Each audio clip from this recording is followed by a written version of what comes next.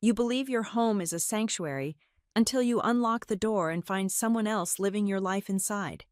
The most terrifying detail was not the strange car in the driveway, but the familiar smile waiting behind the door. She called it helping, but I called it intrusion, forgery, and theft. However, the twist that truly froze my blood was that this nightmare did not start in the kitchen.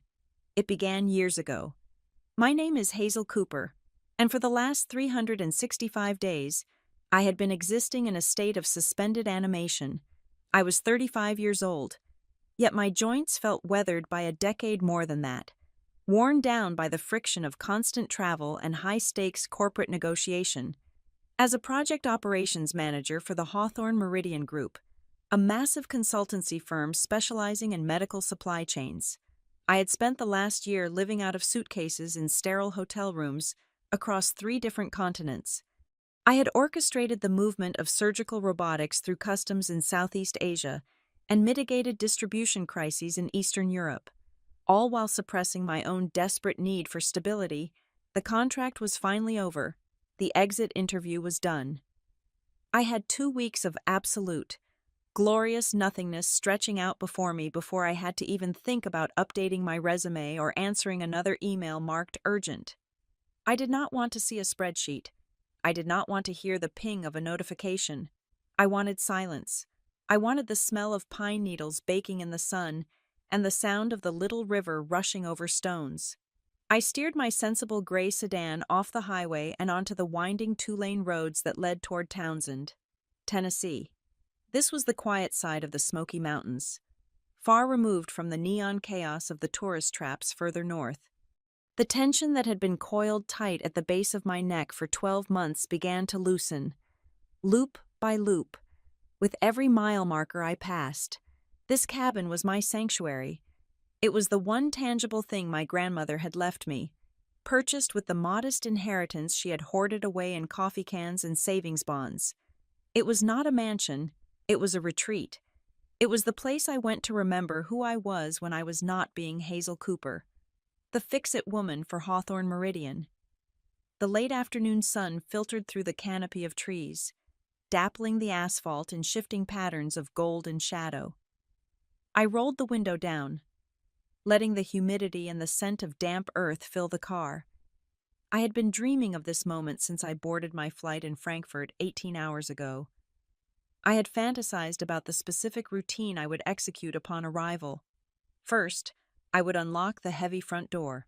Second, I would open every window to air out the mustiness of a house that had been closed up for a year. Third, I would pour a glass of wine and sit on the back deck to watch the fireflies start their evening dance. That fantasy shattered the moment I rounded the final bend in the gravel road that led to my property line. The gate was open. My foot hovered over the brake pedal, my heart skipping a violent beat. It was a sturdy, rough-hewn wooden gate secured by a heavy-duty padlock. I was the only person who possessed a key.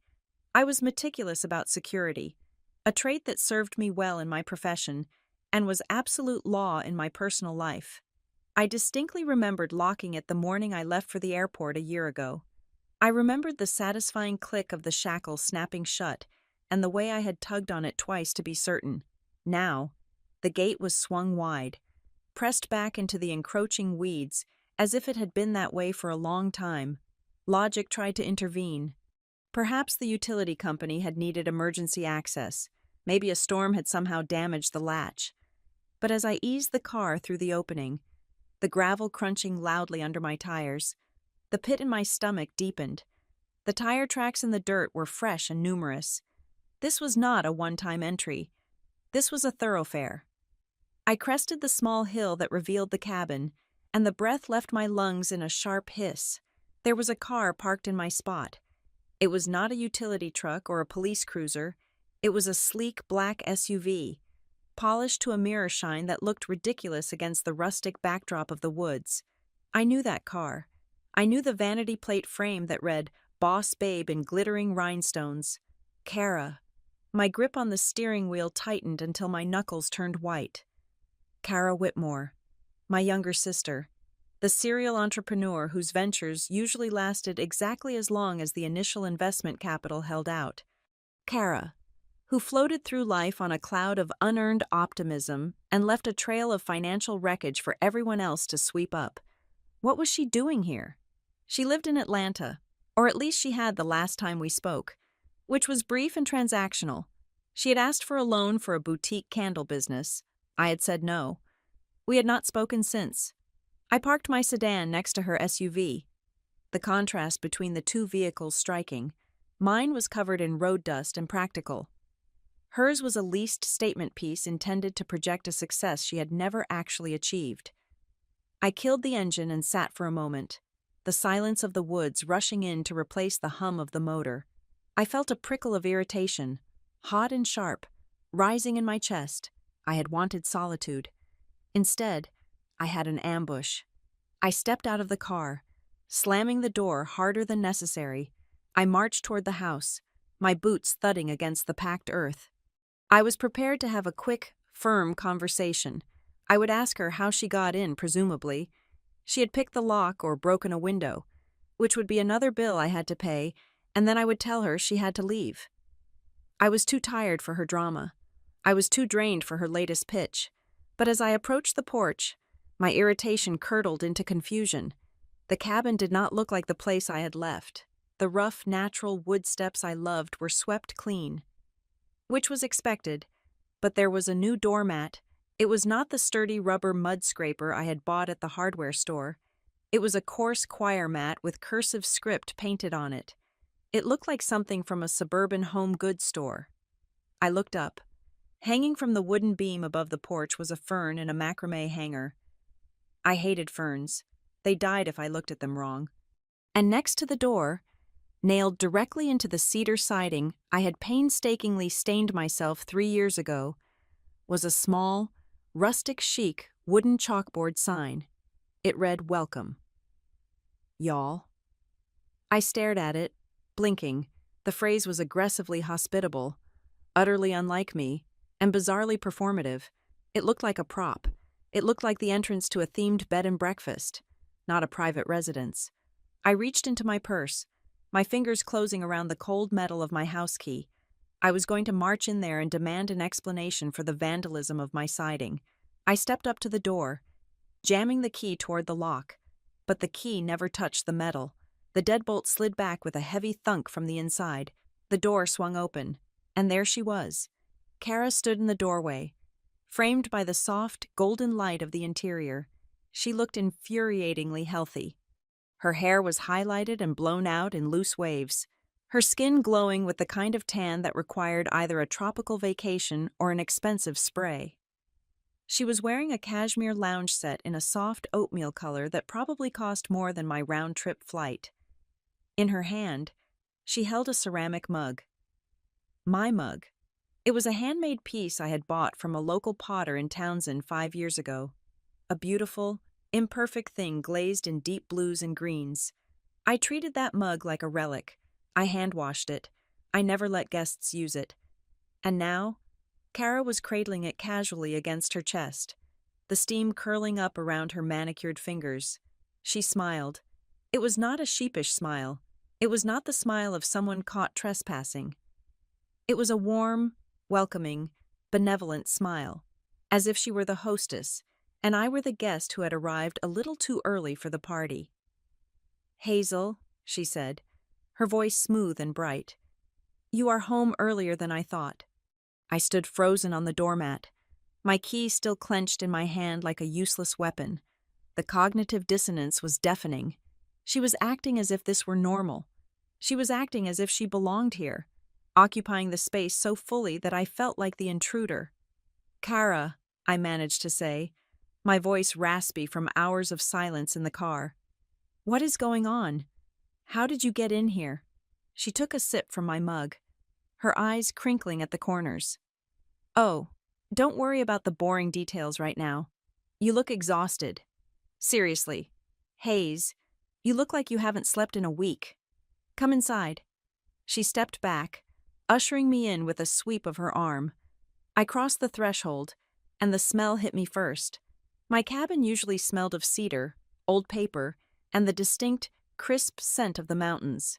Now, it smelled like a department store perfume counter. Vanilla, sandalwood, something floral and cloying that stuck to the back of my throat. I walked into the living room and stopped dead. "Where is my rug?" I asked, looking at the bare floor where my grandmother's braided rug had been. "Oh, that dusty old thing," Kara said, closing the front door behind me. The sound of the latch clicking shut felt final, like the closing of a cell. I stored it in the shed. It was a trip hazard, and honestly, it smelled like a wet dog. "Look, I brightened things up a bit." I looked around, my eyes darting from one violation to the next. The mantel over the stone fireplace, which I kept bare except for a single piece of driftwood, was now cluttered. There were framed photos lined up across it, photos of Kara. Kara on a beach. Kara laughing with friends I did not know. Kara holding a glass of champagne. There was not a single picture of me, or our grandmother, or anything that connected this house to its history. On the coffee table, a stack of glossy magazines fanned out artistically architectural digests, fashion tabloids, wedding planners. Beside them sat a half-open cardboard box with a shipping label. I squinted at it. It was addressed to Kara Whitmore. This was not the debris of a weekend crash pad. You do not redecorate for a weekend. You do not ship packages to a house you are squatting in for 2 days. The air in the room felt heavy, charged with a reality I was struggling to process. The way she moved through the space was terrifyingly fluid. She walked to the sofa, my leather sofa, now draped in a chunky knit throw blanket I had never seen before, and sat down, curling her legs under her. "I am just settling back in," she said, the words floating in the air. "Settling back in," I repeated, turning to face her. My project manager brain was trying to assemble the data points, trying to find the logic in the chaos. "Kara, I have been gone for 12 months. I told you I would be unreachable. I did not give you a key. I did not give you permission to be here." She waved a hand dismissively, the gesture infuriatingly patronizing. I know. You are always so rigid with the rules, but I needed a place to land. My lease in Atlanta ended, and the universe was telling me I needed a reset, and you were not using the place. It was just sitting here, gathering dust. It seemed wasteful. So you broke in." "I borrowed a spare key from Mom," she said, blowing on her coffee. I closed my eyes for a second. Of course, Mom, who never said no to Kara, who enabled every disastrous decision in the name of keeping the peace. I had given Mom an emergency key with strict instructions that it was for life or death situations, only fire, flood, or blood. "I want you to pack," I said, opening my eyes. My voice was steady, but it vibrated with a low frequency of rage. "I am here for 2 weeks. I need to be alone.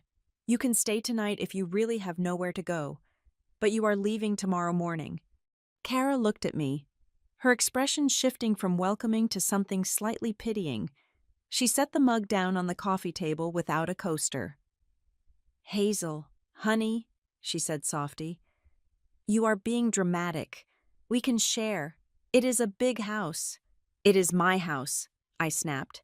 "And you are not a guest. You are trespassing." "I am not trespassing," she said, her voice dropping the sweetness and taking on a defensive edge. "I am family, and I am helping. You have no idea how much work I have done around here." I looked around the room again. The alien throw pillows, the generic art prints leaning against the wall, waiting to be hung, the delivery boxes in the corner. "How long, Kara?" I asked. The question felt heavy in my mouth. She hesitated. For a split second, her eyes darted to the left, a tell she had had since we were children. "A while?" she mumbled. "Define a while," I demanded. She sighed, picking at a loose thread on the blanket. "I don't know. A few months." The words hit me like a physical blow. A few months. I did the math instantly. If she had been here a few months, she had not come here because of a sudden crisis in Atlanta last week. She had moved in almost immediately after I left the country. She had known the cabin would be empty.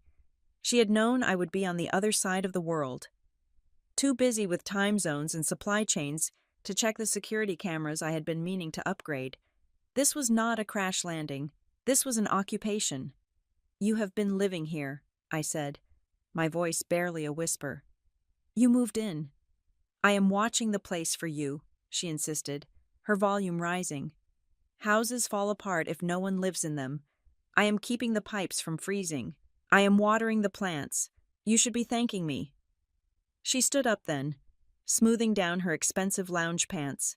She looked at me with a strange mixture of defiance and excitement, like a child who had broken a vase but glued it back together and was waiting to be praised for the repair job. "Actually," she said, a new energy entering her voice, "since you are here, you have to see what I did with the back of the house. You are going to freak out. In a good way." "I do not want to see anything," I said. "I want my keys." "Just come," she said, walking past me toward the kitchen hallway. She did not even look back to see if I was following. She moved with the confidence of someone who owned the floorboards beneath her feet. "I was going to surprise you when you got back, but since you are here early, well, just wait until you see the kitchen." I stood alone in the living room for a moment. The silence of the mountain was gone, replaced by the hum of the refrigerator and the sound of Kara's footsteps echoing on the hardwood. My sanctuary had been breached.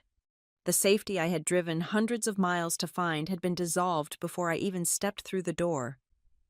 A cold feeling started at the base of my spine. It was not just anger. Anger was hot. This was something else. This was the chilling realization that the person standing in my kitchen, wearing my sister's face, had not just taken up space. She had taken over. I looked at the delivery box on the floor again. I stepped closer and read the label. It was from a high-end electronics retailer. The date on the shipping label was from 3 months ago. She had been here for at least 90 days. 90 days of sleeping in my bed. 90 days of using my utilities. 90 days of playing house in a life she did not build and did not pay for. "Hazel," Kara called out from the kitchen, her voice singing with a twisted sort of pride. "Come on. You are missing the big reveal." I gripped the strap of my purse tighter, my fingernails digging into the leather. I did not want to go into the kitchen. I wanted to turn around, get back in my car, and drive until I found a lawyer. But the pull of the horror was too strong. I needed to see the extent of the damage. I needed to see exactly what she meant by work. I took a breath that tasted of vanilla air freshener and betrayal, and I followed her down the hall. I had no idea that the kitchen was just the surface. I had no idea that the real rot went much, much deeper than a coat of paint or a new set of cabinets. I was walking toward a cliff edge, and Kara was standing there, smiling, waiting to show me the view. I stepped across the threshold into the kitchen and felt the ground beneath me lurch, a sensation akin to missing the bottom step in the dark. My brain struggled to reconcile the geography of the room with the memory imprinted on my soul. This was the northeast corner of the cabin. This was where the morning sun used to hit the knotty pine cabinets my grandfather had installed by hand in the 70s. This was where the smell of old wood and bacon grease had lingered for decades. A scent that meant safety and family. That room no longer existed. In its place was a blinding, sterile white box that looked less like a mountain retreat and more like the operating theater of a cosmetic surgeon. Kara released my arm and spun around in the center of the room, her arms wide in a gesture of triumphant presentation. She looked like a game show model showcasing the grand prize, utterly oblivious to the fact that she had just detonated a bomb in the center of my life. "Ta-da!" she squealed, the sound bouncing sharply off the hard surfaces. I know. It is a lot to take in, but just breathe it in. Hazel, isn't it breathtaking I finally got rid of that depressing dungeon vibe?" I could not speak. My eyes were trying to find a single anchor, one familiar object to tell me I was still in my own house. There was none. The warm, honey-colored pine was gone, likely ripped out and thrown into a dumpster. In its place stood rows of high-gloss white cabinetry that reached all the way to the ceiling. topped with crown molding that looked ridiculous in a rustic A-frame. The countertops, once a charmingly scarred butcher block, were now a slab of gray-veined quartz that felt cold enough to preserve a body. The lighting was aggressive. The soft yellow glow of the old pendant light had been replaced by a geometric chandelier that looked like an exploding star, casting harsh, clinical shadows across the floor. Even the floor was different. The wide plank oak was covered by large, slate-colored tiles that made the room feel industrial. "I call this mountain modern," Kara chirped, running her hand lovingly along the edge of the quartz island. "It opens up the space so much. I felt like the wood was just suffocating us. You know? It was so heavy, so dated." I took a step forward, my boots clicking loudly on the new tile. I felt a physical ache in my chest, a hollowness where my memories used to be. Those pine cabinets had scratches on the lower doors from when I was 7 years old and learning to ride a bike indoors on a rainy day. The butcher block had a burn mark from the time Grandma set a hot skillet down without a trivet. Those imperfections were the narrative of our family. They were the history. Kara had erased them all and replaced them with a generic Pinterest board. I started, but my voice failed. I cleared my throat and tried again, the word scraping its way out. "You gutted it." "I renovated it," Kara corrected, her tone breezy. She walked over to the sink, which was now a massive farmhouse-style basin with a faucet that looked like it belonged in a commercial kitchen. She waved her hand near the neck of the faucet, and water instantly jetted out.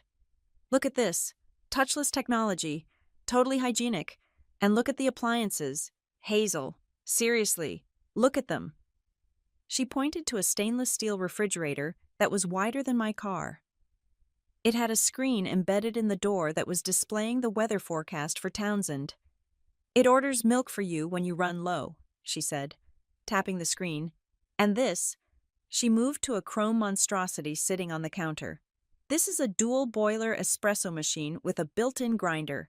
It cost $1,800. But honestly, can you put a price on a perfect morning latte? It pays for itself in 6 months if you stop going to Starbucks." I stared at the machine. $1,800. For coffee. I drank instant coffee when I was camping. I did not even know how to operate a machine that complex. "Kara," I said, the shock beginning to curdle into a cold, hard knot of dread. "Why? Why would you do this?" "Because you deserve it," she insisted, leaning back against the counter and crossing her ankles. "You work so hard. Hazel, you are always traveling, always stressed. I wanted you to come home to a place that felt luxurious, a place that reflected your status. You are a high-powered executive. You should not be cooking in a kitchen that looks like a set from Little House on the Prairie." She paused, waiting for my gratitude. When I just stared at her with a face drained of blood, she faltered slightly, but her smile stayed plastered on.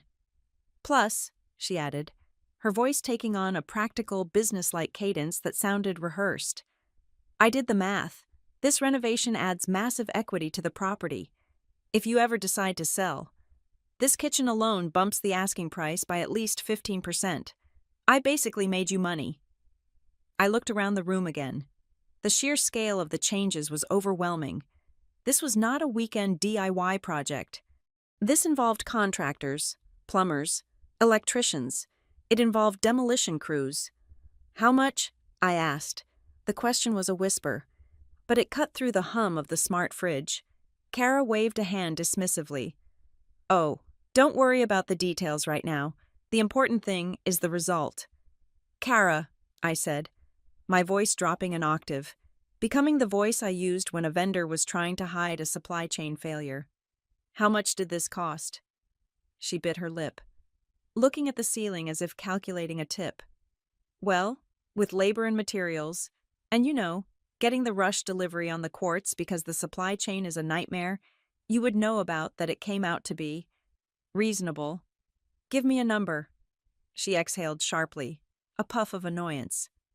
$58,000, give or take." The room seemed to tilt. $58,000. That was not a renovation budget. That was a salary. That was more than the down payment I had put on my apartment in the city. $58,000 spent on a house I explicitly did not want to change. 58,000, I repeated, the syllables tasting like ash. You spent $58,000 on a kitchen I did not ask for. It is an investment, Kara cried, sensing the shift in the atmosphere. She pushed off the counter and took a step toward me, her hands raised in defense. And I got great deals on the labor because I managed the project myself. I was the general contractor. Basically, I saved you at least $10,000 in management fees. Saved me? I laughed, a harsh, dry sound that had no humor in it. Kara, you do not have $58,000. The last time we spoke, you were asking to borrow $500 to pay a speeding ticket. You do not have a job. You do not have savings.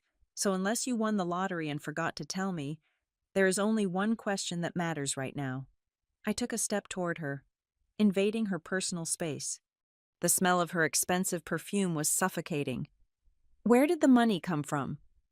Kara flinched, retreating until her lower back hit the quartz edge of the island.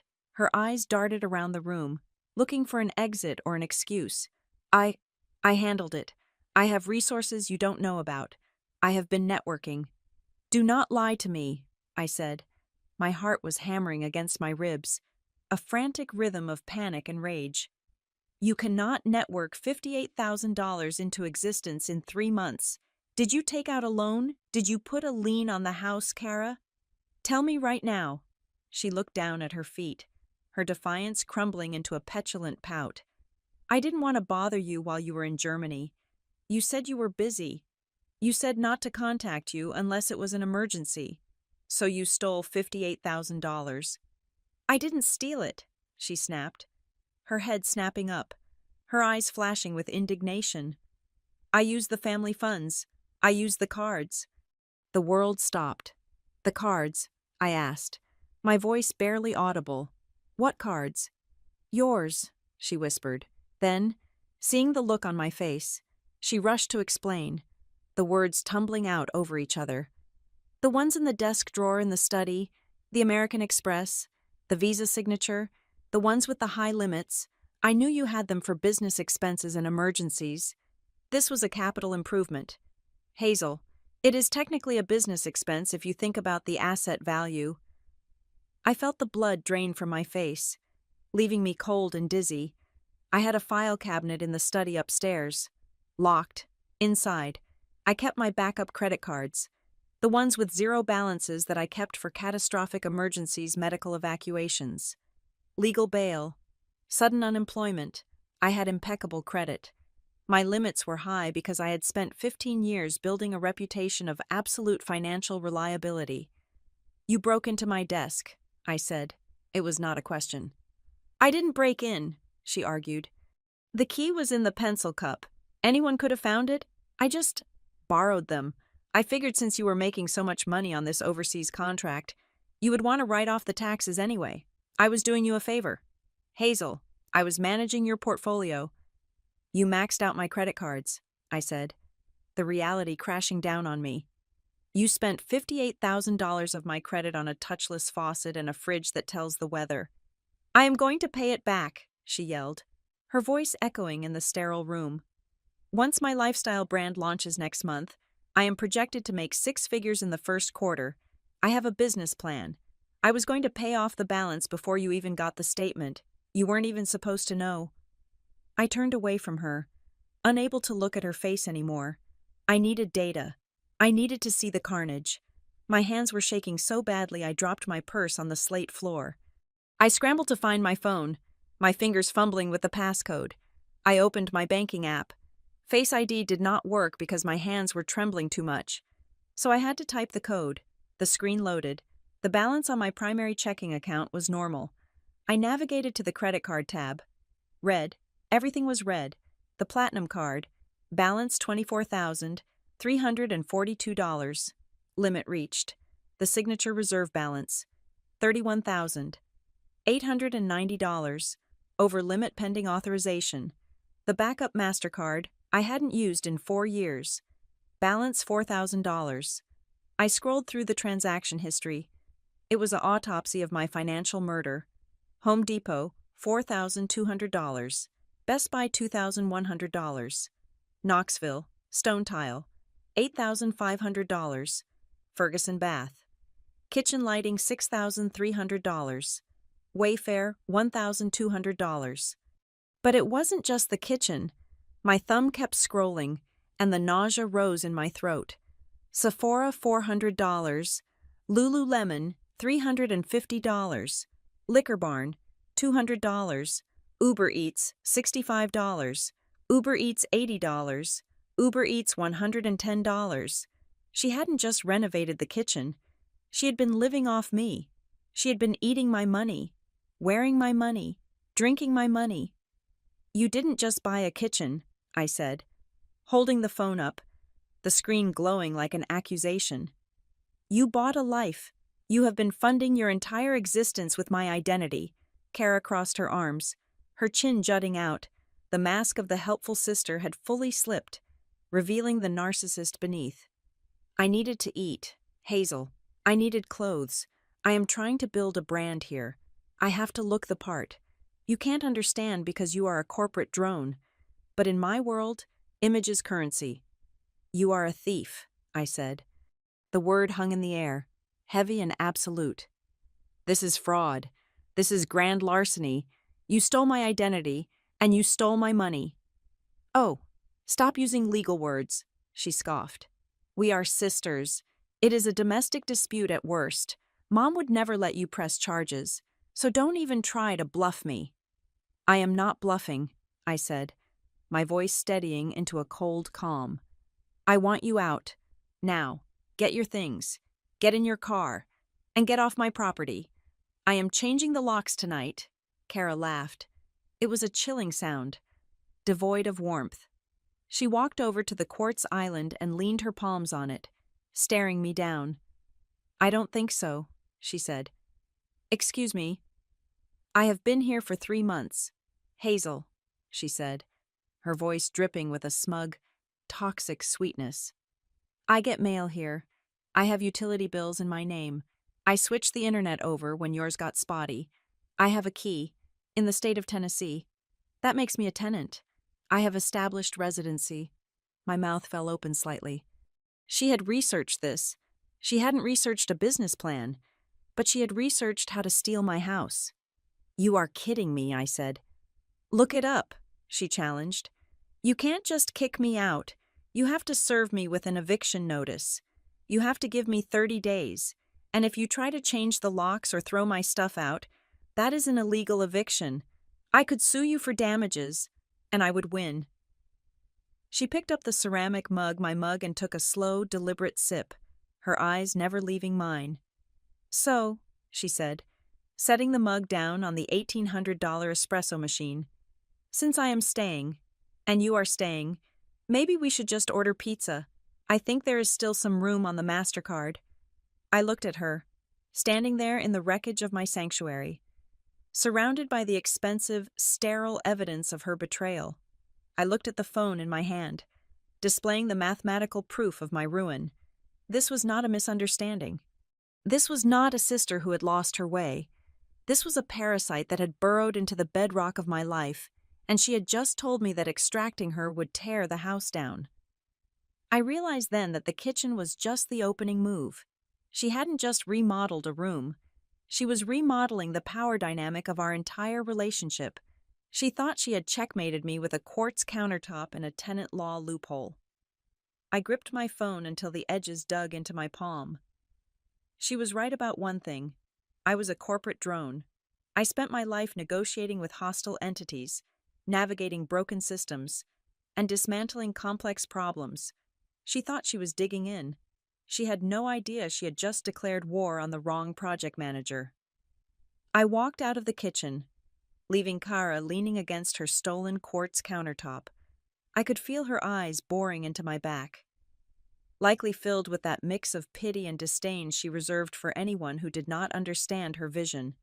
She probably thought I would storm out the front door, get in my car, and drive away to cool off, just like I did when we were teenagers. She expected me to retreat. She was wrong. I was not retreating. I was conducting an audit. I moved to the hallway bathroom first. This was the guest bath. The one I kept pristine with white towels and a single bar of lavender soap. I pushed the door open and felt my stomach turn over. It looked like a beauty counter had exploded. Every inch of the vanity was covered in bottles, jars, and tubes. There were serums, toners, exfoliants, and masks. Brands that I knew cost upwards of $300 an ounce. The sink was stained with residue from a charcoal mask. My white towels were on the floor, damp and smeared with self-tanner. I picked up a jar of moisturizer. It was heavy, glass, and expensive. I turned it over. The price tag was still on the bottom. $250. I dropped it into the trash can. I moved to the master bedroom, my sanctuary. The door was ajar. I pushed it open and stopped. The air smelled stale, heavy with the scent of unwashed laundry and that cloying vanilla perfume. My bed, the antique iron frame I had hunted for at estate sales for 2 years, was unmade. A tangle of sheets that were not mine.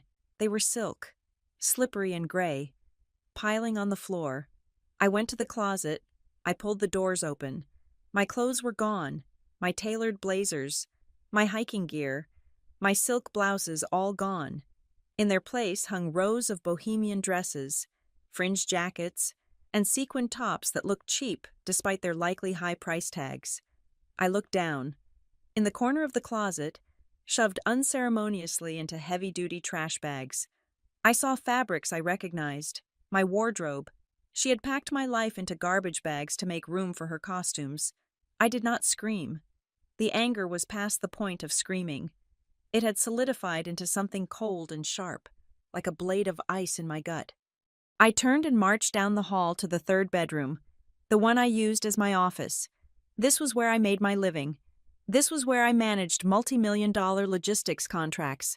I had a specific setup: dual monitors, ergonomic chair, soundproofing. I opened the door and blinked, trying to process the visual assault. My monitors were unplugged and sitting on the floor. My desk was cleared of my equipment and was now covered in what looked like a set for a teenage influencer. There was a ring light the size of a tractor tire clamped to the edge of the desk. There were backdrops: fake brick, fake marble, fake greenery rolled up in the corner. There was a tripod holding a camera that I knew cost at least $4,000. But it was the drawers that drew me in. I walked over to the desk. Stepping over a tangle of extension cords, I yanked the top drawer open. It was a graveyard of financial irresponsibility. There were invoices shoved in there, crumpled and disregarded. There were packing slips. There were bank envelopes, ripped open and stuffed back in. I grabbed a handful of papers and started reading. An invoice for a custom velvet sofa, $4,500. A receipt for a mobile spa service that came to the cabin, $600 a week for 6 weeks. A packing slip for high-end audio equipment, $3,200. A bill for a shipment of essential oils and branding materials for something called Quite Luxury, $8,000. I kept digging. I found a folder marked urgent but clearly ignored. Inside were letters from credit card companies, my credit card companies. They were notifications of credit limit increases. She had requested them. She had approved them. I did the mental math, my brain clicking into professional gear. $58,000 for the kitchen, $4,000 for the camera, $8,000 for the branding, the clothes, the skincare. The furniture I hadn't even seen yet in the guest rooms. The deliveries I saw on the bank statement earlier. This was not $58,000. I looked at a crumpled invoice for a home theater system installation that I hadn't even noticed in the living room yet because I had been so focused on the kitchen. $12,000. The total was racing past $100,000. $100,000. She had spent a fortune. She had spent a down payment on a house. She had spent my retirement savings, my emergency fund, my future. Hey, I spun around.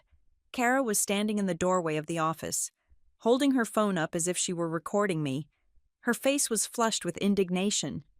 "You can't just go through my private things," she snapped. "That is my workspace. I am in the middle of a concept shoot for the new line."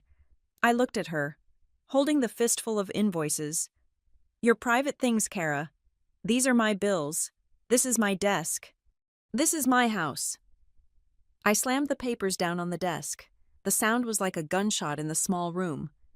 $100,000, I said, my voice low and trembling with the effort to keep it steady.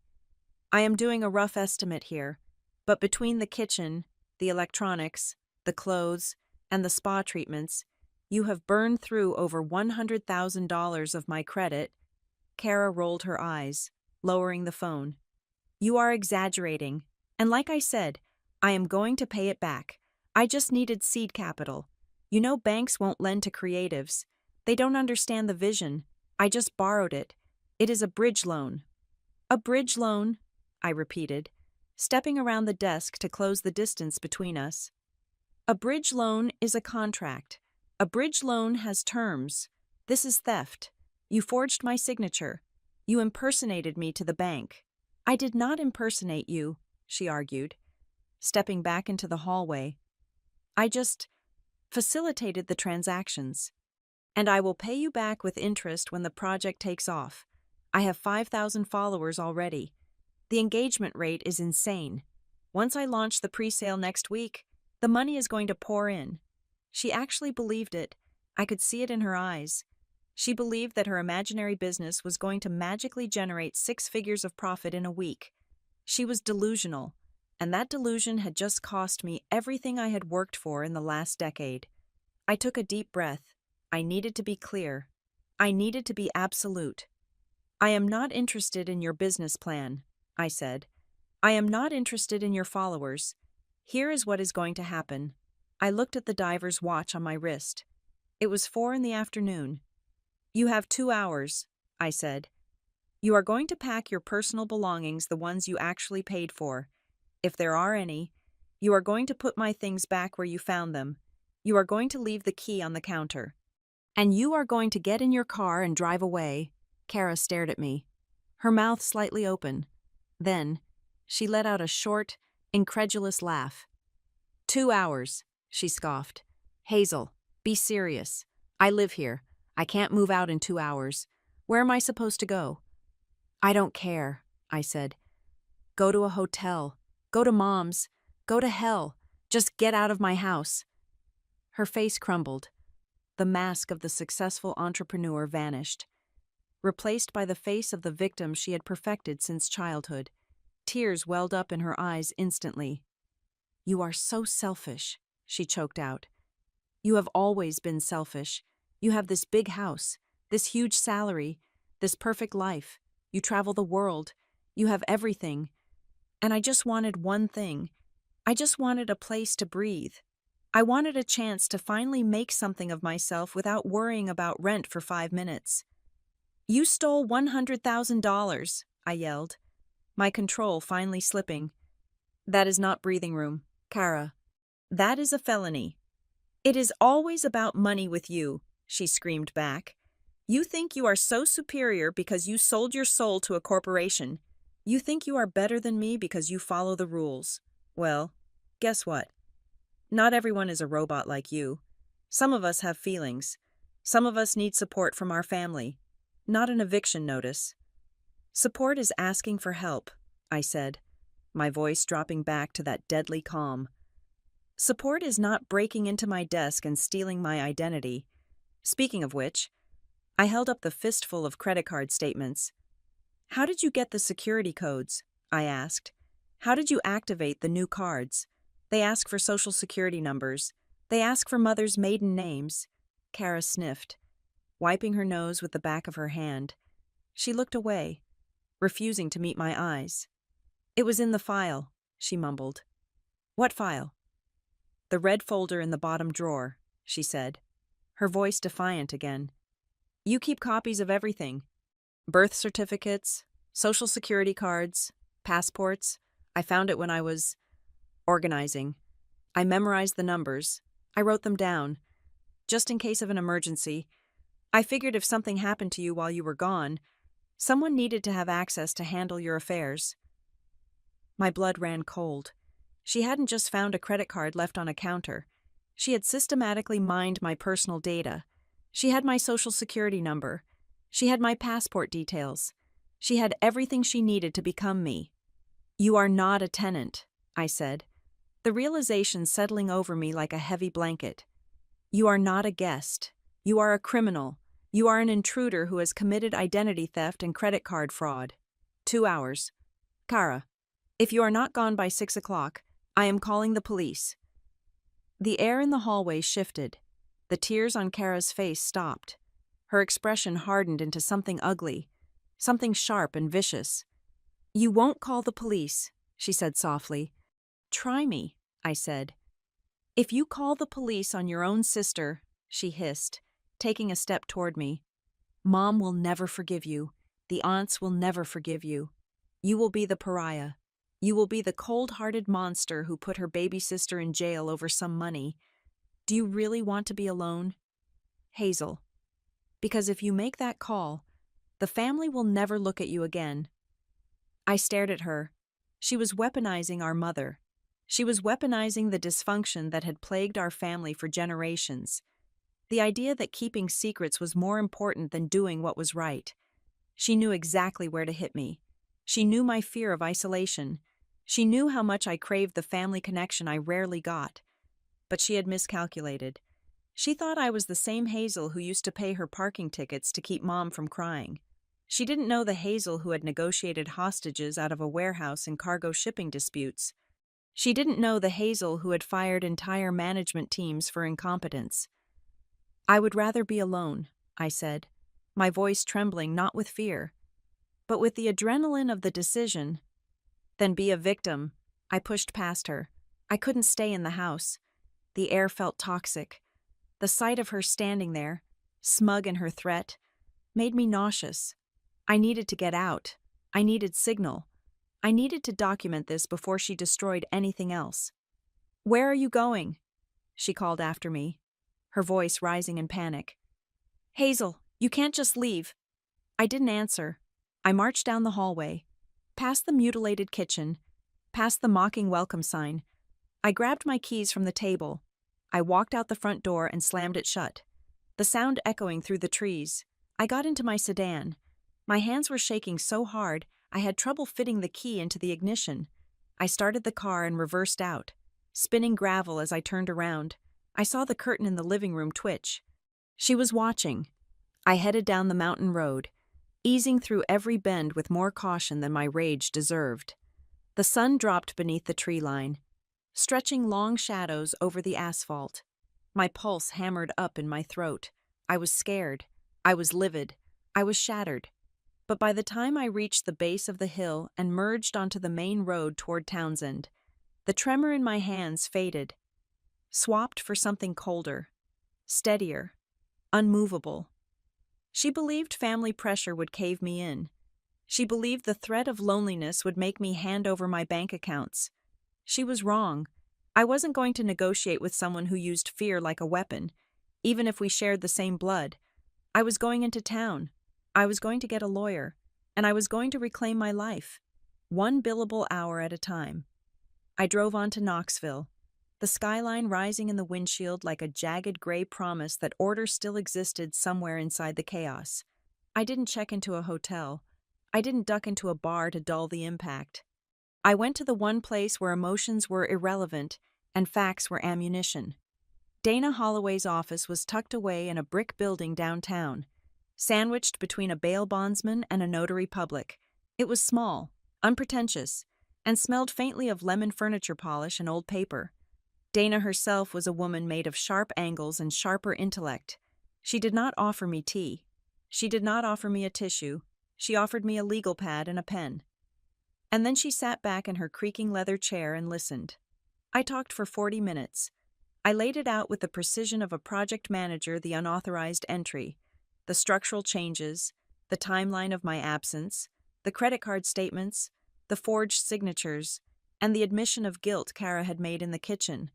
When I finished, the room was silent except for the hum of the air conditioner.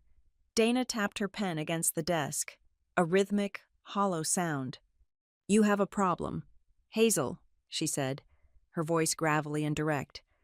"But it is not the problem you think you have. Your problem is not the money. We can trace the money. Your problem is that the perpetrator is your sister. I know, I said, my voice steady. She thinks that protects her. It usually does, Dana replied. In 90% of these cases, the victim backs down, the parents get involved, the guilt trips start. They settle for a repayment plan that never gets paid, and they eat the debt to keep the peace at Thanksgiving. If you go down this road, you are not just suing her, you are effectively nuking your family dynamic. Are you ready for that? I thought about the smirk on Kara's face. I thought about the way she leaned against the quartz countertop she bought with my future. She committed a felony, I said. She stole my identity. She did, Dana nodded, flipping open a fresh page on her notepad. Identity theft, credit card fraud, forgery, grand larceny given the amount. If we prove she signed your name on contractor agreements, that is fraud in the inducement. This is not a civil dispute over a borrowed sweater. This is prison time, real prison time. Do it, I said. I want to file everything, criminal charges and a civil suit for damages. I want a paper trail so thick she can never claim this was a misunderstanding. Dana cracked a rare, thin smile. All right then, let us get to work. I need a timeline. I need every text message, every email, every voicemail. But first, you have homework. She slid a checklist across the desk. You need to stop the bleeding, she instructed. Go to the bank, not online, go in person, lock everything down. Then go to the police station. You need a formal report number to get the credit bureaus to take you seriously. And then, you need to go back to that cabin and document the crime scene. The crime scene, I repeated. It felt surreal to apply that term to my own home. It is a crime scene, Dana said firmly. Take photos of everything, the new appliances, the clothes, the damage to your original property. Find the contracts she signed, and Hazel, do not engage with her. If she speaks to you, record it if you can. But do not argue. You are not her sister anymore. You are a landlord evicting a hostile squatter. I left her office with a retainer agreement signed and a battle plan in hand. My next stop was the regional branch of my bank. Sitting in the glass-walled cubicle with a personal banker named Timothy was a humiliating experience. I had to explain, in excruciating detail, that I had not authorized $58,000 in home renovations. And you are sure you did not give her verbal permission? Timothy asked. His brow furrowed as he typed. Sometimes family members share cards for groceries and things get out of hand. Timothy, I said, leaning forward. She bought a kitchen. She bought a home theater. She did not buy groceries. I was in Germany. My passport stamps prove I was nowhere near the point of sale. Right, he said, flushing slightly. I will mark these as disputed. We are going to close these accounts immediately and issue new numbers. I am also placing a fraud alert on your profile. Any transaction over $50 will require phone verification. Freeze it all, I said. I want to freeze my credit with all 3 bureaus. Experian, TransUnion, Equifax. I do not want anyone to be able to open a library card in my name without a DNA sample. I can help you with the freeze, he said. But you should know, this will make it hard for you to use credit for a while. Good, I said. If it is hard for me, it will be impossible for her. I watched him cut my platinum card with a pair of scissors. The sound of the plastic snapping was satisfying, a small act of violence against the mess Kara had created. The police station was next. The waiting room smelled of stale coffee and damp linoleum. I waited for 45 minutes before a uniformed officer led me back to a desk cluttered with paperwork. Detective Grant Maddox was a man who looked like he had seen everything and was impressed by none of it. He listened to my story with a neutral expression, taking notes in a small spiral notebook. It is a lot of money, Maddox said, looking at the spreadsheet of transactions I had printed at the bank. Usually when we get family theft, it is someone stealing grandma's pills or swiping a debit card for a few $100 at a casino. 6 figures, that is ambitious. She thinks she is entitled to it, I said. She thinks because we are family, it is community property. Doesn't work that way, Maddox said, tapping his pen. But here's the catch. Ms. Cooper, to make a fraud charge stick, especially with a sibling, we need to prove intent. We need to prove she didn't just think she had permission. Did she sign your name? She must have, I said. The contractors wouldn't have done the work without a signature from the homeowner. Get me those contracts, Maddox said. If she signed Hazel Cooper on a work order, that is forgery. That is concrete. Also, proof of unauthorized entry would be good.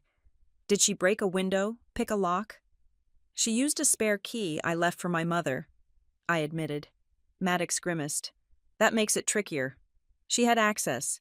A defense lawyer will argue you gave implied consent by leaving the key available. We need something that shows she knew she was hiding this from you. Did she intercept mail? Did she change passwords? I sat there, feeling the exhaustion wash over me. I needed a smoking gun. And then, it hit me. Cameras, I whispered. Maddox looked up. Excuse me. I have cameras, I said, my heart starting to race. I installed a cloud-based security system 2 years ago. I put one on the front porch, one on the back deck, and one in the hallway facing the office. I had completely forgotten about them. I had been so busy in Europe, so overwhelmed with work, that I had stopped checking the notifications months ago. Eventually, the app had just become background noise on my phone. Are they active? Maddox asked, leaning forward. They are on auto-renew, I said. The footage saves to the cloud for 180 days. Check them, Maddox ordered. If you have video of her accessing your private files or talking about hiding this from you, that is your golden ticket. I walked out of the station with a case number written on the back of a business card. The sun was setting now, casting long shadows across the parking lot. I got back into my car and sat there for a moment, gripping the steering wheel. I felt different. 2 hours ago, I was a victim. Now, I was an investigator. I started the engine and turned the car back toward the mountain. I had to go back. Dana had been clear. I needed to document the scene. I needed to take inventory. I needed to face her one more time. Not to argue, but to witness. My phone buzzed in the cup holder. I glanced down. It was a text message from my mother. Kara called me in tears. She says you are kicking her out on the street. She says she has nowhere to go. Hazel, how can you be so cruel? She is your sister. She made a mistake. Please, just calm down and let us talk about this as a family. The manipulation was right on schedule. Kara had spun the narrative immediately. To Mom, I wasn't the victim of a $100,000 theft. I was the mean big sister bullying the fragile baby of the family. I did not reply. I tossed the phone onto the passenger seat. The anger that had been burning hot was now cooling into a hard, dense resolve. They wanted to talk about this as a family fine. We would talk about it, but we would talk about it with evidence. I pulled over into a scenic overlook about halfway up the mountain road. It was getting dark, the twilight turning the trees into silhouettes. I needed to know what was waiting for me before I walked back into that house. I picked up my phone and opened the security app. It took a moment to load. The little circle spinning on the screen.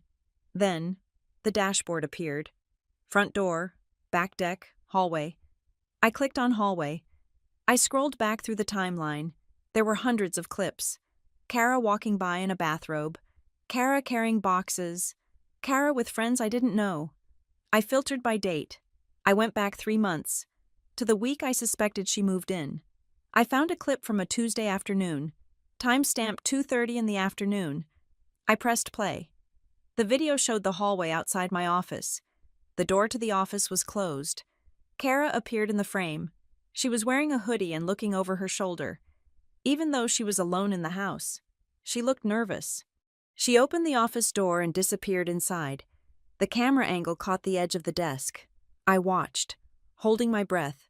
A moment later, she came back out, holding the red accordion folder from my bottom drawer, the one marked Personal Documents. She sat down on the floor in the hallway, right in front of the camera, clearly not realizing it was recording. She opened the folder. She pulled out my passport. She pulled out my social security card. She pulled out the emergency credit card I kept in a sealed envelope. Then, she took her phone out of her pocket. I watched in high-definition horror as my sister laid my documents out on the floorboards. She took a photo of the passport. She flipped it over. She took a photo of the Social Security card. She opened the envelope, took out the credit card, and photographed the front. Then she flipped it and photographed the security code on the back. She wasn't just borrowing a card she found. She was building a digital dossier of my identity. She typed something into her phone, referencing the documents. She was likely setting up an online profile, answering security questions, mother's maiden name, city of birth, first pet. She knew all of it. After 10 minutes of methodical documentation, she put everything back in the folder, stood up, and went back into the office. She came out empty-handed a second later, dusting off her hands as if she had just finished a chore. I paused the video. My hand was shaking. This was not impulsive. This was not a desperate woman needing groceries. This was cold. This was calculated. This was a predator dissecting her prey. I saved the clip. I emailed it to Dana. I emailed it to my own secure work account. Then I put the car in drive. The text from my mother flashed on the screen again. She made a mistake. No, Mom. A mistake is spilling wine on a rug. A mistake is forgetting a birthday. What I had just watched was not a mistake. It was an execution, and now I had the weapon I needed to fight back. I drove the rest of the way up the mountain in silence. I was no longer afraid of the confrontation. I was no longer worried about the awkwardness.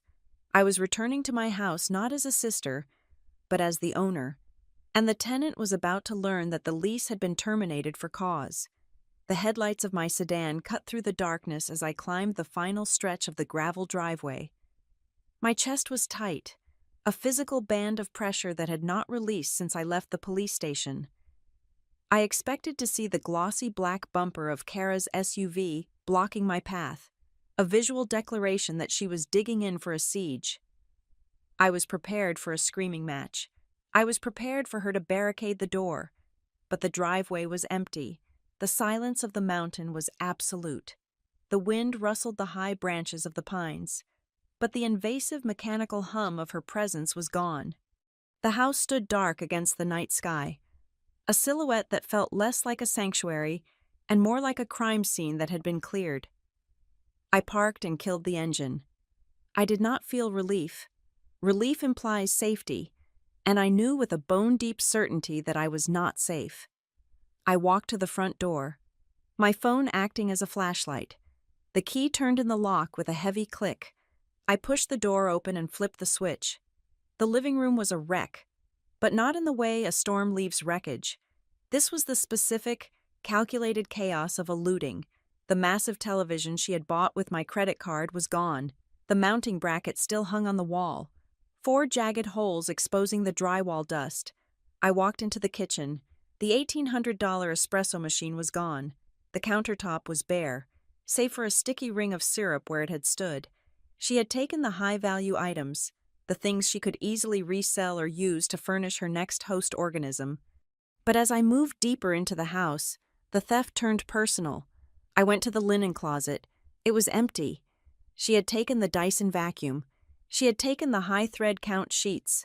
She had even taken the bulk supply of paper towels. It was petty. It was vindictive. It was her way of saying that if she could not have the house, she would strip the meat from the bones. I went into the guest room she had occupied. The closet doors were flung open. The clothes she had bought with my money were gone. Naturally, but on the floor, in a tangled heap, were my own clothes, the hiking gear, and winter coats she had shoved into bags. She had dumped them out before she left, likely to use the bags for her loot. My North Face jacket was trampled, a boot print clearly visible on the sleeve. I kept walking, my dread mounting. I went to the small cedar chest at the foot of my bed in the master bedroom. This was where I kept the things that had no monetary value but meant everything to me. I lifted the lid. My grandmother's quilt, the one hand-stitched from scraps of our childhood dresses, was gone. I felt the air leave my lungs. That quilt was irreplaceable. It smelled like lavender and dust and memory. Kara knew that. She knew I would run into a burning building to save that quilt. And she had taken it. Not because she wanted it, she had called it a rag just hours ago, but because she knew it would hurt me. I ran to the dresser. The small silver jewelry box was gone. Inside was my grandmother's locket and the pearl earrings I wore to my college graduation. I sat down on the edge of the mattress, the room spinning. This was not just financial fraud.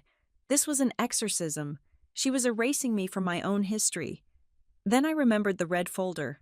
I scrambled up and ran to the office. The desk drawers were pulled out and left hanging like tongues.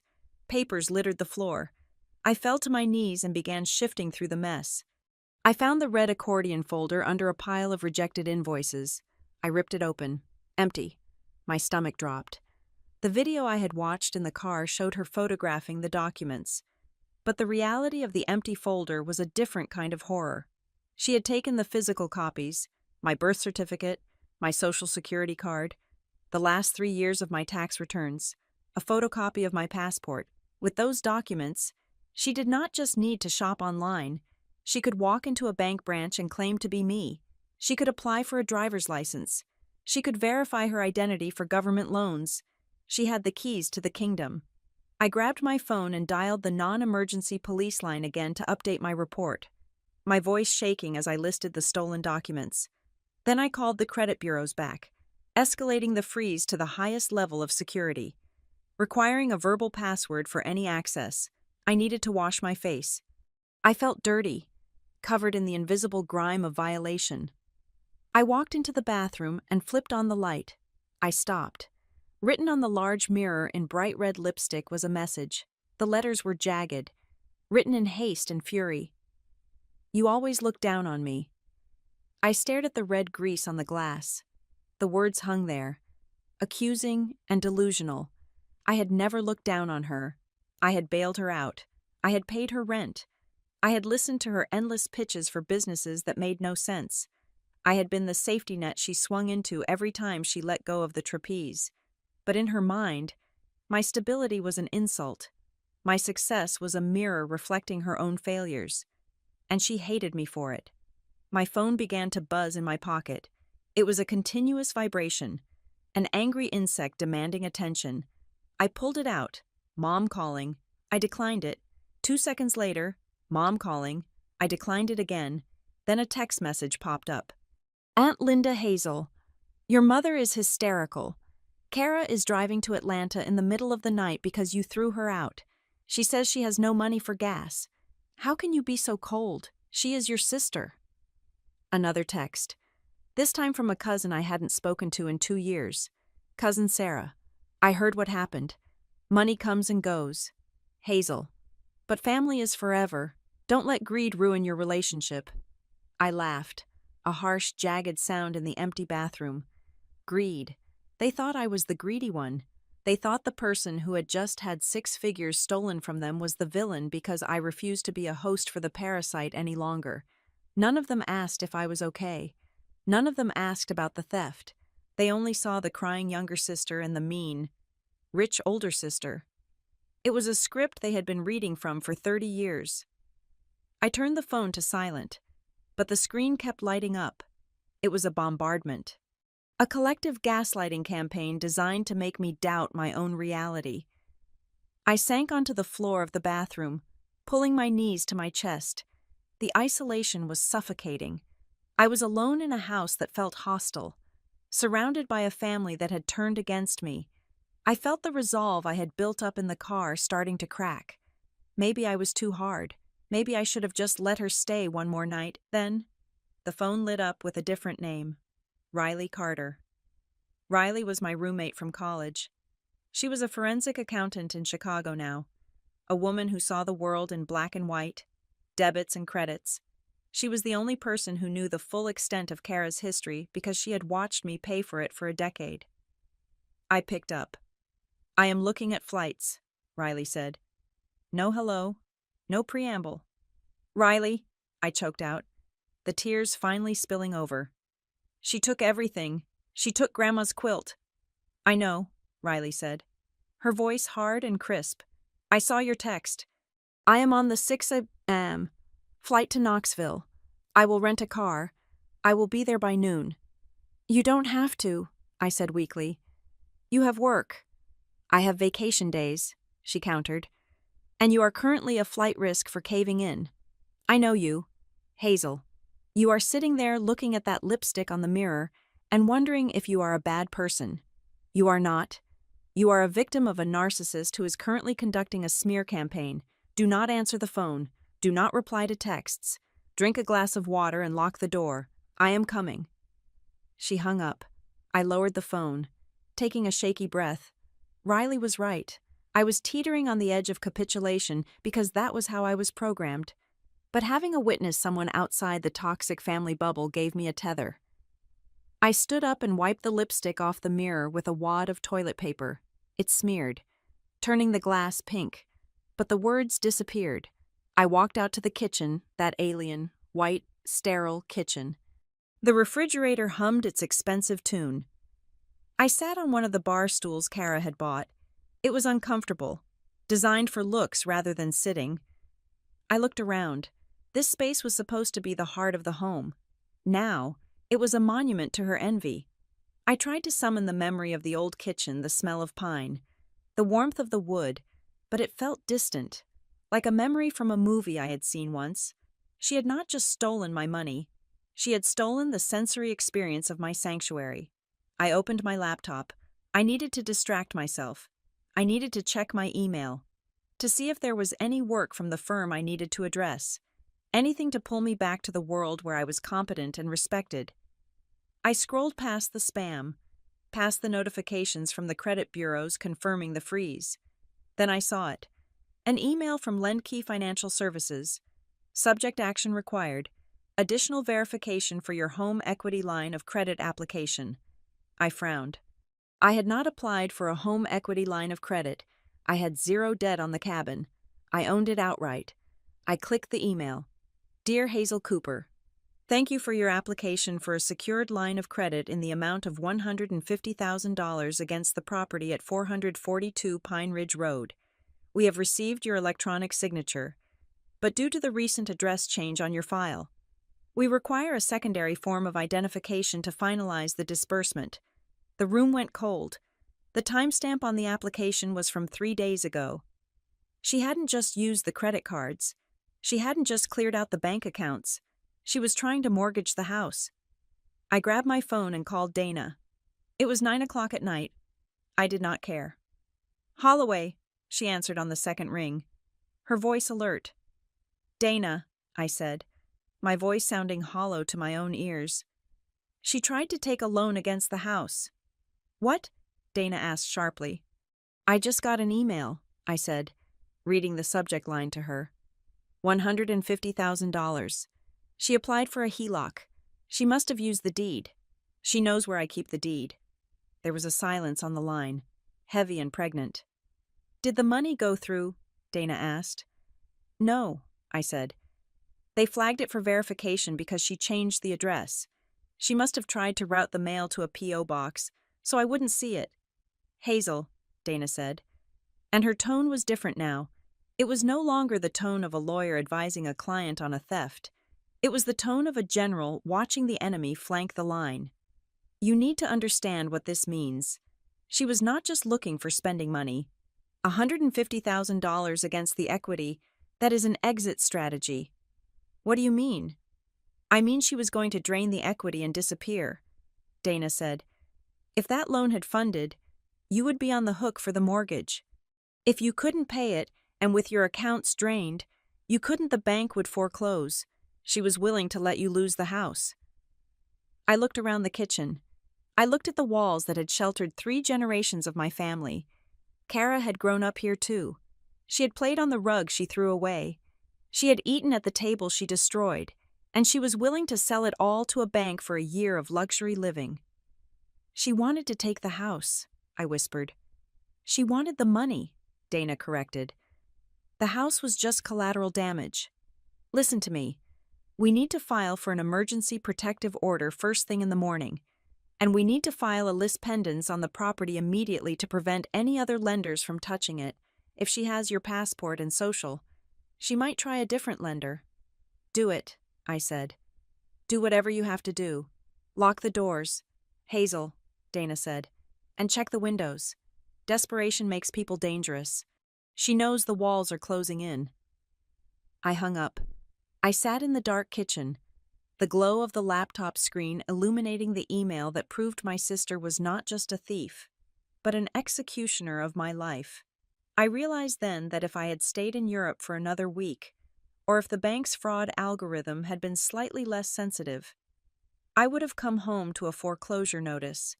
The sadness I had felt earlier evaporated. The guilt about the family pressure dissolved. I walked to the front door and engaged the deadbolt. Then I slid the heavy security chain into place. I went to the back door and wedged a chair under the handle.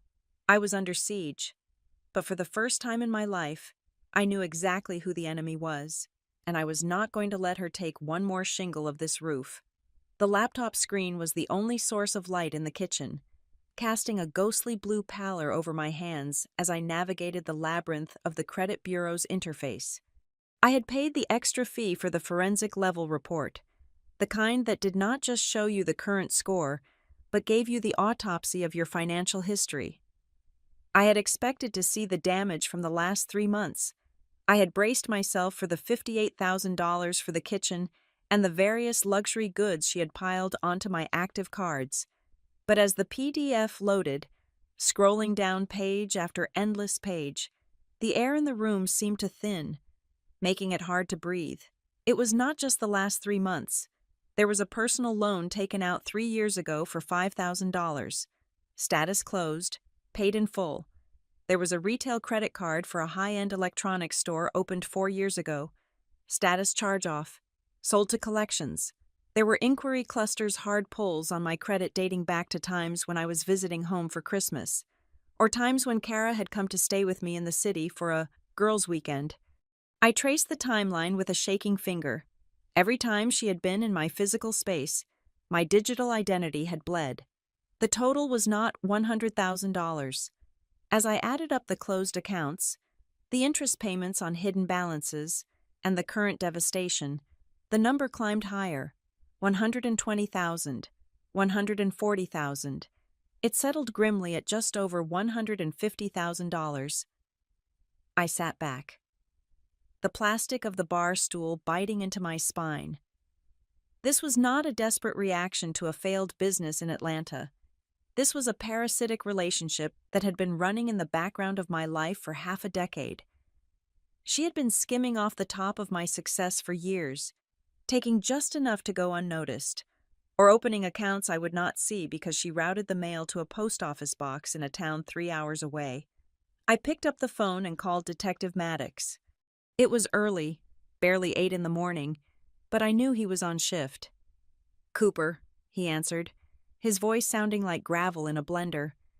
"It goes back years," I said, skipping the pleasantries. I pulled the full history. She opened a loan in my name 3 years ago. She defaulted on a card 4 years ago. I never knew because the collections agency was sending letters to an address I have never lived at. Maddox did not sound surprised.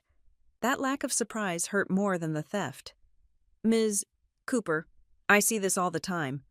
People do not start with 6 figures. They do not wake up one morning and decide to remodel a kitchen with a stolen identity. They practice. They start with a tank of gas, then a grocery run, then a small loan to see if you notice. When you don't, they get bold. She has been grooming your finances for a long time." "Grooming," I repeated. It was a word usually reserved for predators of a different nature, but it fit. She had groomed me to be her unknowing benefactor. "Get me that report," Maddox said. "This upgrades the intent. It proves a pattern of criminal activity. Not just a one-time lapse in judgment, it helps us bury the 'I just borrowed it' defense." I hung up and immediately dialed Dana. She answered on the first ring, sharp and ready. "We have a pattern," I told her, relaying what Maddox had said. "Good," Dana said, the scratch of her pen audible over the line. "We are going to build a RICO case on a micro scale. We need to demonstrate that she ran a systematic enterprise of exploitation.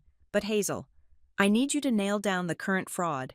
I need you to get the contractors on record. If she signed your name, That is the nail in the coffin. I spent the next 2 hours making calls that made my stomach churn. I called the number on the invoice for the kitchen renovation Tennessee Valley custom cabinetry. "This is Hazel Cooper," I said to the receptionist. "I am calling about the job at 442 Pine Ridge Road." "Oh, Ms. Cooper." "The kitchen turned out beautifully, didn't it?" The voice was cheerful, oblivious. "We were just talking about your project. It is going to be in our portfolio brochure." "I need to ask you something," I said, keeping my voice level. "Who signed the contract for the work?" "Why you did, honey," she said. "I have it right here, signed electronically on May 15th. And then the change order for the quartz was signed in person on June 2nd. "I was in Germany on June 2nd, I said. "Can you send me a copy of that document?" A pause. "Is there a problem?" "I just need to see the signature," I said. When the email arrived 2 minutes later, I opened the attachment. There, at the bottom of a work order for $12,000 of quartz, was a signature, Hazel Cooper. But it was not my signature. My signature was a sharp, angular scrawl, the result of signing thousands of manifestos and contracts. This signature was loopy. It had hearts over the eyes. It was the handwriting of a teenage girl trying to look elegant. It was Kara's handwriting. I called the project manager, a man named Mike, whose number was listed on the bottom of the invoice. "Mike," I said, after introducing myself, "when you met with the woman at the house, did she say why she was renovating?" "She sure did," Mike said, his tone shifting to confusion as he sensed my intensity. "She said she was the owner, said she had been traveling for work, which fits what you are saying about Germany, and that she wanted to upgrade the place." Then he hesitated. "What is it?" "Mike," I pushed. "Well," he said slowly, "it was a little odd. She kept asking about resale value. Usually, people renovate to enjoy the kitchen. She wanted to know specifically what finishes would generate the highest return for a quick sale. She used those words exactly, quick sale.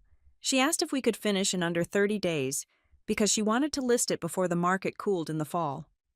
My hand gripped the phone so hard I thought the screen might crack. "She said she wanted to sell it." "Yeah," Mike said. "She asked if I knew any realtors who handled pocket listings. You know, off-market deals. I thought maybe she was flipping it." I thanked him and hung up. The coldness in my chest was spreading.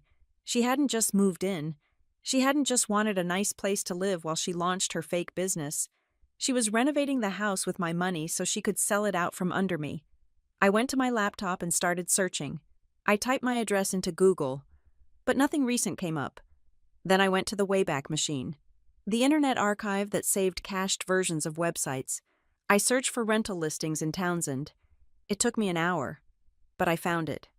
A listing on a vacation rental site, posted 2 months ago and deleted last week.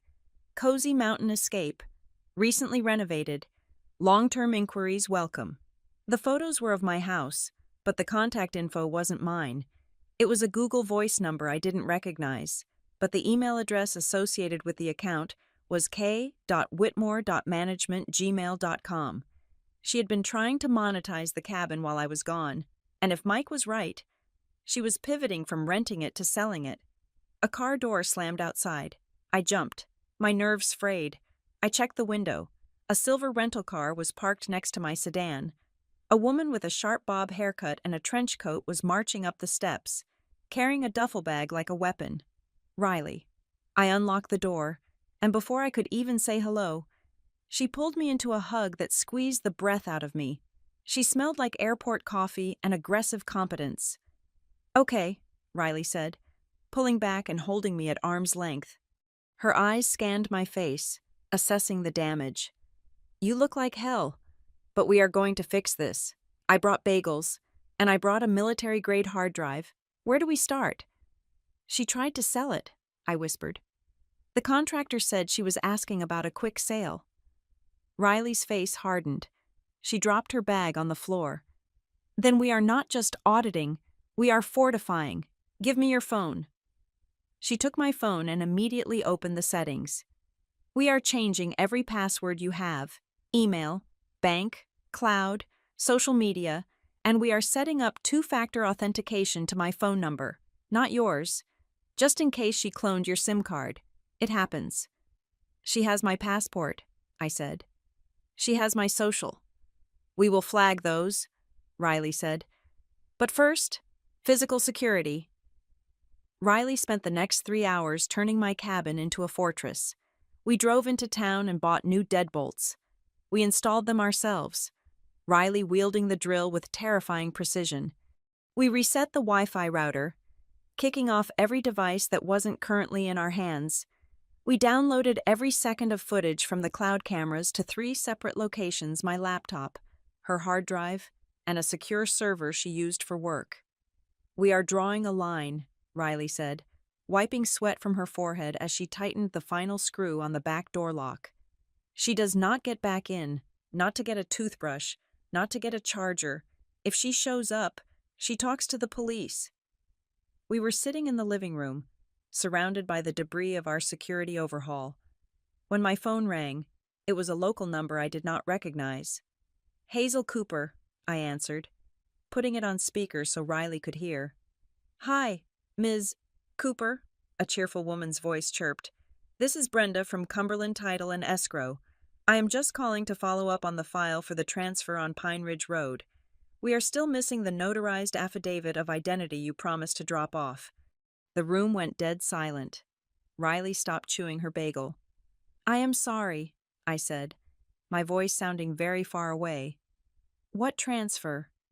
The transfer to the trust, Brenda said, her cheer faltering slightly. The Whitmore Family Trust I assumed it was you called last week to set up the quitclaim deed preparation, to transfer the title from Hazel Cooper to the trust. My vision blurred at the edges. A quitclaim deed. It was the fastest, dirtiest way to transfer property. If I signed a quitclaim deed to a trust that Kara controlled, I would legally be giving her the house. Brenda, I said, forcing the words through a throat that felt like it was closing up. Who opened this file? Well, you did, honey, Brenda said, sounding confused now. Or someone who said they were you. She had all the info: social security number, the date the property was purchased, the deed volume number. She said you wanted to move the asset into a trust for tax purposes before the, what did she call it? Before the liquidation event. Liquidation event. A sale. Brenda, I said, do not process that file. That was not me. That was an imposter. I am the owner of this property, and I have not authorized any transfer. I need you to flag that file for fraud immediately. Oh my God, Brenda gasped. I will put a hold on it right now. I will notify the title officer. Who was the contact person? Riley asked, leaning into the phone. Who dropped off the paperwork? She came in person, Brenda said. Blonde, very well dressed, said she was your sister acting as your courier because you were out of the country, but she said you would be coming in to sign the affidavit when you got back. She paid the filing fee in cash. I hung up the phone. I looked at Riley. The color had drained from her face, mirroring my own shock. She wasn't just going to mortgage it, Riley said softly. She was going to take the title. She was setting up a trust, probably with herself as the beneficiary, and she was going to forge your signature on a quitclaim deed to transfer the house to herself. Then she could sell it without you ever knowing until the new owner showed up. I stood up and walked to the window, looking out at the darkening woods. The twist was so sharp it made me dizzy. I had thought this was about a kitchen. I had thought it was about credit cards, but it was so much bigger. Kara had not just been a squatter. She had been an active usurper. She had spent the last 3 months laying the groundwork to steal the only thing I truly owned. She had impersonated me to contractors, to banks, and now to a title company. She was going to sell my grandmother's house and pocket the equity, leaving me with nothing but a suitcase of dirty clothes and a ruined credit score. She is not just a thief, I said, turning back to Riley. She is a con artist, a real one. And she is desperate, Riley said. The only reason the title transfer didn't go through is because they needed that affidavit. She was probably planning to forge that too. But you came home early. You interrupted the closing act.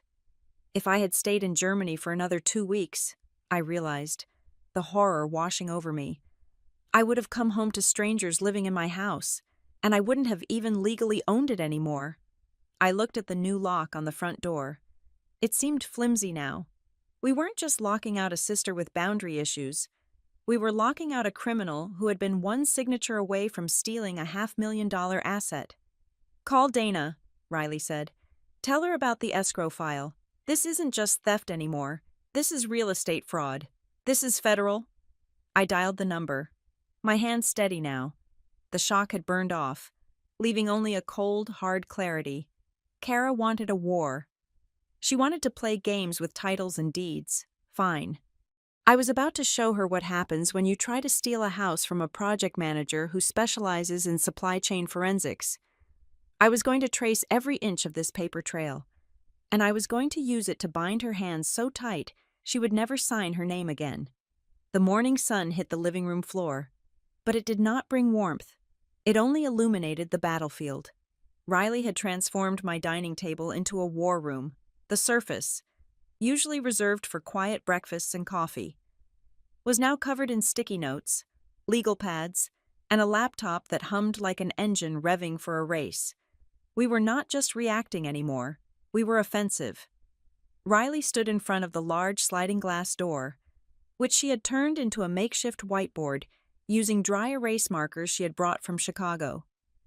She was writing in sharp, capitalized letters: Phase 1 containment, Phase 2, evidence lock, Phase 3 legal strike.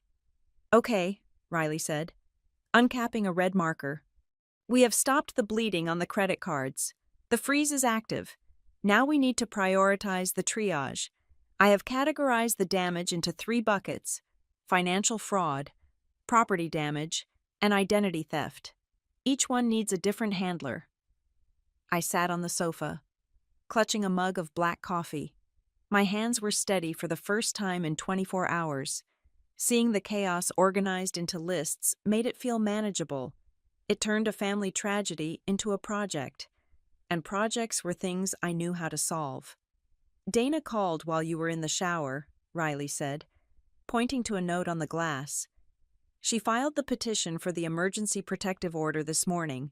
She is citing the theft of sensitive documents, since Kara has your social security number and passport details. Dana argued that she poses an immediate and continuing threat to your livelihood. It is not just about physical safety, it is about financial survival. Did the judge sign it? I asked. Hearing is set for 2 o'clock, Riley replied.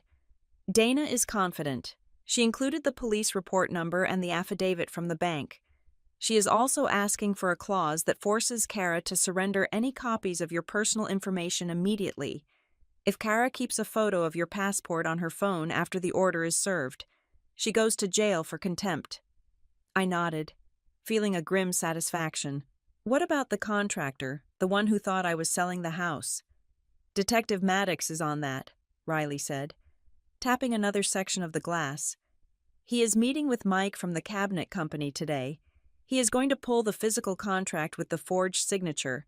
He is also subpoenaing the email logs from that fake management account Kara set up. We are going to prove she was impersonating you to vendors, not just using your money. My phone buzzed on the coffee table. It was a number I did not recognize. I looked at Riley. She nodded. Answer it. Speaker. Do not say anything except hello. I picked up the phone. Hello. I cannot believe you locked me out. The voice was shrill, hysterical, and instantly recognizable. Kara. I had to sleep in my car. Hazel, she screamed. Do you have any idea how cold it is? I have no cash. My cards are declined because you froze everything. You are literally starving your own sister. I looked at Riley. She held up a finger, signaling me to wait. You stole $150,000. Kara, I said calmly. I told you I would pay it back, Kara yelled, her voice cracking. But now you have ruined everything. I was going to close a deal next week that would have covered half of it. You are so short-sighted. You destroyed my business before it even launched. You did not have a business, I said. You had a felony scheme. The tone on the other end shifted instantly. The hysteria vanished, replaced by a cold, venomous hiss. If you don't unlock those cards, she said, I am going to tell everyone about the illegal subletting you did in college. I will ruin your reputation at that fancy firm. I will tell Mom you hit me. I will make up so much dirt on you that you will spend the next 10 years in court for defamation. Is that a threat? I asked. It is a promise, she spat. Fix this, Hazel, or I will burn your life down. The line went dead. Riley let out a low whistle. She is spiraling. That was textbook narcissistic collapse. She realizes she has lost control, so she is cycling between playing the victim and being the aggressor. Did we get it? I asked. Riley pointed to her phone, which was recording. Every word. Dana is going to love that. I will make up so much dirt on you. That is an admission of malicious intent. Send that to Maddox immediately. It proves she is trying to extort you. I saved the recording and emailed it to the detective. My heart was pounding, but not from fear. It was the adrenaline of combat. She had threatened to burn my life down, unaware that she had already lit the match, and I was the one holding the fire extinguisher. An hour later, my phone rang again. This time, the name on the screen made my stomach drop. Mom, I hesitated. Riley looked at me with soft eyes. You have to take this one, but remember, you are not her daughter right now. You are the plaintiff. I picked up. Hi, Mom? Hazel, honey. My mother's voice was wet and trembling. I just got off the phone with Kara. She sounds terrifying. She said she is stranded. She said she has no food. She is crying her eyes out. Kara is an adult. Mom, I said. She has a car. She has friends. She is not helpless. But she is your sister, Mom wailed. She made a mistake. Hazel, I know she spent some money she shouldn't have, but you can't treat her like a criminal. You can't just throw her away. She didn't just spend money, I said, keeping my voice level, fighting the urge to scream. She stole my identity. She tried to sell my house. She forged my signature on legal documents. That is not a mistake. That is a crime.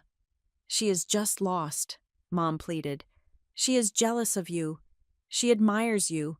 She wanted to be like you. Can't you see that imitation is flattery? She just went too far. Please, Hazel, drop the police report. I will help her pay you back. We can work out a payment plan. Just don't let them arrest her. It will kill your father's memory if his daughter goes to jail. The mention of Dad was a low blow, a precision strike at my guilt, but it didn't land the way she intended. Instead, it clarified things. Dad was a man of integrity. He would have been the first one to drive Kara to the police station himself. Mom, I said, and my voice surprised me with its steeliness. I am not doing this to her. She did this to herself. I do not control the law. I do not control the district attorney. I just told the truth. Whatever happens next is the consequence of her actions, not mine. You can stop it, Mom insisted, her voice hardening. You can withdraw the complaint. You can tell them it was a misunderstanding. If you don't, you are choosing money over family. No, I said. I am choosing truth over lies. I am sorry you feel that way. Mom, but I'm not stopping. I hung up before she could say anything else. I put the phone face down on the table. My hands were shaking again. Riley walked over and put a hand on my shoulder. That was the hardest part. The rest is just paperwork. They want you tired so you will give up.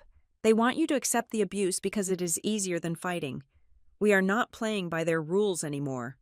I need air, I said. I need to check the rest of the property.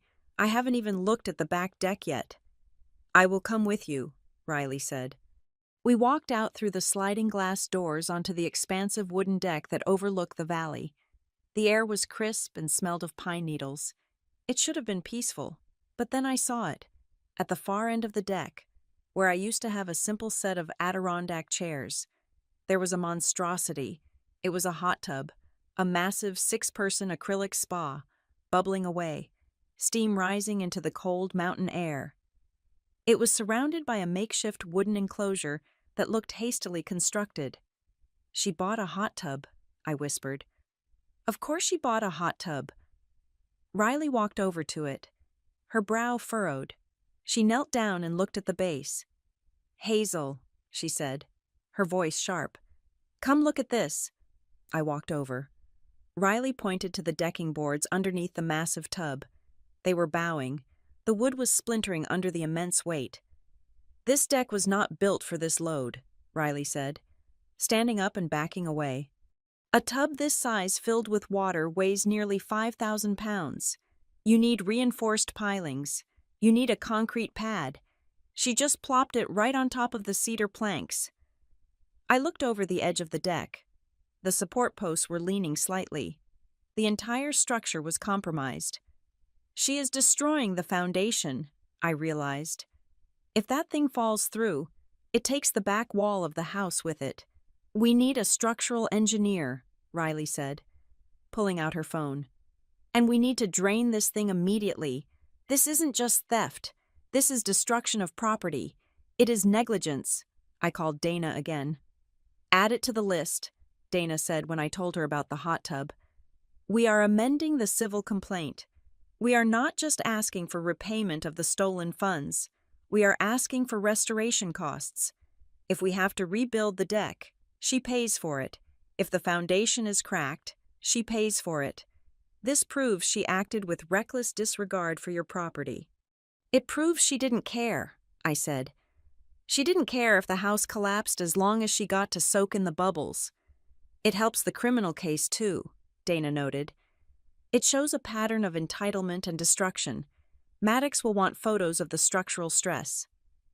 By late afternoon, the mood in the cabin had shifted from frantic to focused. We had drained the tub using a siphon hose Riley found in the shed. We had photographed the bowed wood. We had logged every text message and every voicemail. Then, at 5 o'clock, Detective Maddox called. I put him on speaker. "Ms. Cooper," he said, and his tone was different. It was official, heavy. "I just left the district attorney's office." I held my breath. Riley stopped typing. "They have reviewed the evidence," Maddox said. "The video of her photographing your documents was the clincher. Combined with the forged contract from the cabinet maker and the statement from the title company about the attempted deed transfer, they are moving forward." "What are the charges?" I asked. "Identity theft in the first degree." Maddox recited. "Forgery, credit card fraud over $10,000, attempted theft of property over $250,000 regarding the deed.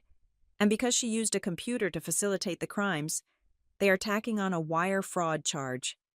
"Wire fraud," Riley whispered. "That is federal territory. The warrant is being typed up now." Maddox continued. "A judge will sign it first thing in the morning. We are going to pick her up. Do you know where she is?" "She told my mother she was driving to Atlanta," I said. "But she also said she didn't have gas money." "We will ping her phone," Maddox said. "We have enough for a location warrant now. We will find her. My guess? She is still in the county." People like this do not run far. They circle back to try to manipulate the victim again. Keep your doors locked. If she shows up, do not open the door. Call 911. "I understand," I said. 48 hours, Ms. Cooper," Maddox said. "Sit tight. It is almost over." I hung up. The silence returned to the cabin, but it felt different now. It was the silence of an impending judgment. I walked into the kitchen, the alien kitchen that Kara had built with my life savings. I ran my hand over the cold quartz counter. I looked at the spot where the $1,800 coffee maker had been. For years, I had tried to manage Kara. I had tried to fix her messes, pay her debts, and smooth over her rough edges so she could fit into the family picture. I had thought I was being a good sister. I had thought I was helping. But looking at the bowing deck and the red ink on my credit report, I realized I hadn't been helping. I had been feeding a beast. "You okay?" Riley asked from the doorway. "I will be," I said. I looked out the window at the darkening woods. Somewhere out there. Kara was likely sitting in her car, freezing, furious, and blaming me for her downfall. She was probably composing another text to Mom, another lie to a friend, another spin on the story where she was the martyr. But it didn't matter anymore. Her narrative was about to run into a wall of evidence. "This doesn't end with an apology," I said, turning back to Riley. "It doesn't end with a family meeting or a hug. It ends in a courtroom." I picked up the sticky note Riley had written earlier, Phase 3 legal strike. I moved it to the center of the glass door. "Let's get ready for trial," I said. The phone call from Detective Maddox came at 6 in the morning. Slicing through the thin, restless sleep I had managed to catch on the sofa, they had found her. Kara was not in Atlanta. She was in Chattanooga, holed up in the apartment of a man named Travis, a bartender she had been seeing on and off for 3 months, a relationship she had never mentioned to me. Likely because she knew I would ask how she was paying for the gas to drive to see him. Maddox did not mince words. The arrest had not been quiet. When the officers knocked, Kara had refused to open the door. When they finally gained entry with a warrant, she had not gone limp or cried in resignation. She had screamed. She had thrashed. She had yelled at the top of her lungs that she was being framed, that her jealous older sister was orchestrating a vendetta to destroy her reputation. She was dragged out in handcuffs, kicking at the officers, performing her victimhood for the neighbors who watched from their balconies. I should have felt relieved. The threat was contained. The locks I had installed were no longer the only thing standing between me and financial ruin. But as I dressed for the arraignment later that morning, pulling on a charcoal blazer that felt like armor, I felt nothing but a cold, hollow dread. Riley offered to drive, and I let her. I did not trust my hands on the wheel. The drive to the county courthouse was silent. The mountains passing by in a blur of green and gray. I was not going there to gloat. I was not going there to see her suffer. I was going because I needed to see the reality of it.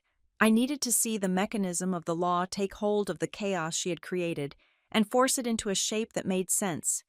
I needed to know that the woman who stole my identity was actually subject to gravity, because for the last week, she had seemed to float above all consequences. The courtroom was a windowless box that smelled of floor wax and stale anxiety. We sat in the second row, behind the prosecutor, a young woman with a sharp ponytail and a stack of files that looked reassuringly thick. My mother was not there.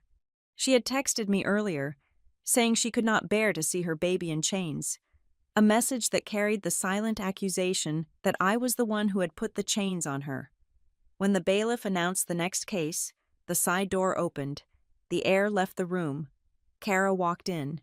She was wearing a county-issued orange jumpsuit that was 2 sizes too big. Her hair, usually blown out and perfect, was pulled back in a messy knot. Her face was scrubbed of makeup, revealing the pale, terrified skin beneath. She looked small. She looked young. For a split second, the instinct to protect her, the instinct that had cost me tens of thousands of dollars over the years, flared up in my chest. Then she saw me. Her eyes locked onto mine, and the expression on her face was a terrifying cocktail of emotions. There was pleading there, a desperate, wide-eyed look that begged me to stop this, to stand up and tell the judge it was all a big mistake. But beneath the pleading, there was a burning, molten hatred. It was the look of someone who truly believed they had been wronged. She did not look at me like a sister. She looked at me like a traitor. The judge, a man with a face carved from granite, peered over his glasses. "State versus Kara Marie Whitmore," he read. "Charges are as follows: 1 count of identity theft in the first degree, 1 count of forgery, 1 count of theft of property valued over $60,000, 1 count of credit card fraud, 1 count of attempted theft of real property regarding the fraudulent deed transfer, and 1 count of wire fraud." Hearing the list read aloud, in that flat, bureaucratic monotone, was physically painful. It was an inventory of my betrayal. "How does the defendant plead?" the judge asked. Kara's public defender, a harried-looking man who had likely met her 5 minutes ago, stood up. "Not guilty, Your Honor. Of course, not guilty." She was standing there in a jumpsuit because she had systematically dismantled my life, Yet she still refused to own a single piece of it. The prosecutor stood up to argue bail. Your Honor, the state requests bail be set at $100,000 cash. The defendant has demonstrated a high flight risk. She was apprehended in another county attempting to evade arrest. Furthermore, she has access to the victim's sensitive identification documents, including passport information, which makes her a significant risk for further identity fraud. Your Honor, the defense attorney interrupted. My client is a local resident with strong family ties. She is currently experiencing a severe mental health crisis brought on by financial desperation. She is not a criminal mastermind. She is a young woman who made some frantic decisions during a period of instability. The victim is her sister. This is, at its core, a domestic dispute that has spiraled out of control. I gripped the wooden bench until my knuckles turned white. A domestic dispute. They were trying to minimize a six-figure theft into a sibling rivalry. The judge looked at Kara, then at the prosecutor. The allegations involve a calculated, multi-month scheme to defraud a family member and an attempt to liquidate real estate assets. This is not a dispute over a borrowed car. Bail is set at $75,000. Next case? The gavel banged. It was over in 4 minutes. Kara let out a sob as the bailiff took her arm. She turned back to look at me one last time. She didn't scream. She didn't beg. She just mouthed 2 words. You're dead. I froze. Riley, sitting next to me, stiffened. She had seen it too. We walked out of the courtroom into the harsh fluorescent light of the hallway. I felt nauseous. Seeing her like that, stripped of her pretenses, reduced to a number in the system, should have felt like justice. Instead, it felt like a funeral. My phone buzzed in my purse. Mom! I knew I shouldn't look. Riley warned me not to look. But I pulled the phone out anyway. You sat there. You sat there and watched them parade your little sister around in handcuffs like an animal. You watched them set a bail she can never pay. She's going to rot in a cell tonight because of you. Do you feel powerful? Hazel. Do you feel big? I hope that money keeps you warm at night.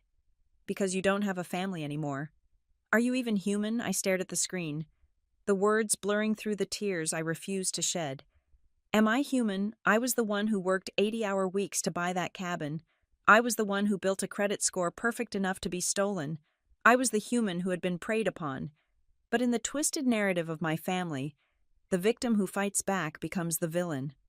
Don't, Riley said, gently taking the phone from my hand. She is lashing out because she loses her enabler too. If Kara is in jail, Mom has to face the reality she created. We drove back to the cabin in silence. The adrenaline of the morning was fading, replaced by a crushing fatigue. I just wanted to go inside, lock the door, and sleep for a week, but the drama was not done with me yet. When we pulled up to the cabin, I saw something taped to the front door. It was a cream-colored envelope. I recognized the stationery. It was from the set Kara had bought with my credit card, the Quiet Luxury branding materials. How did that get here? I asked, my voice trembling. She is in jail.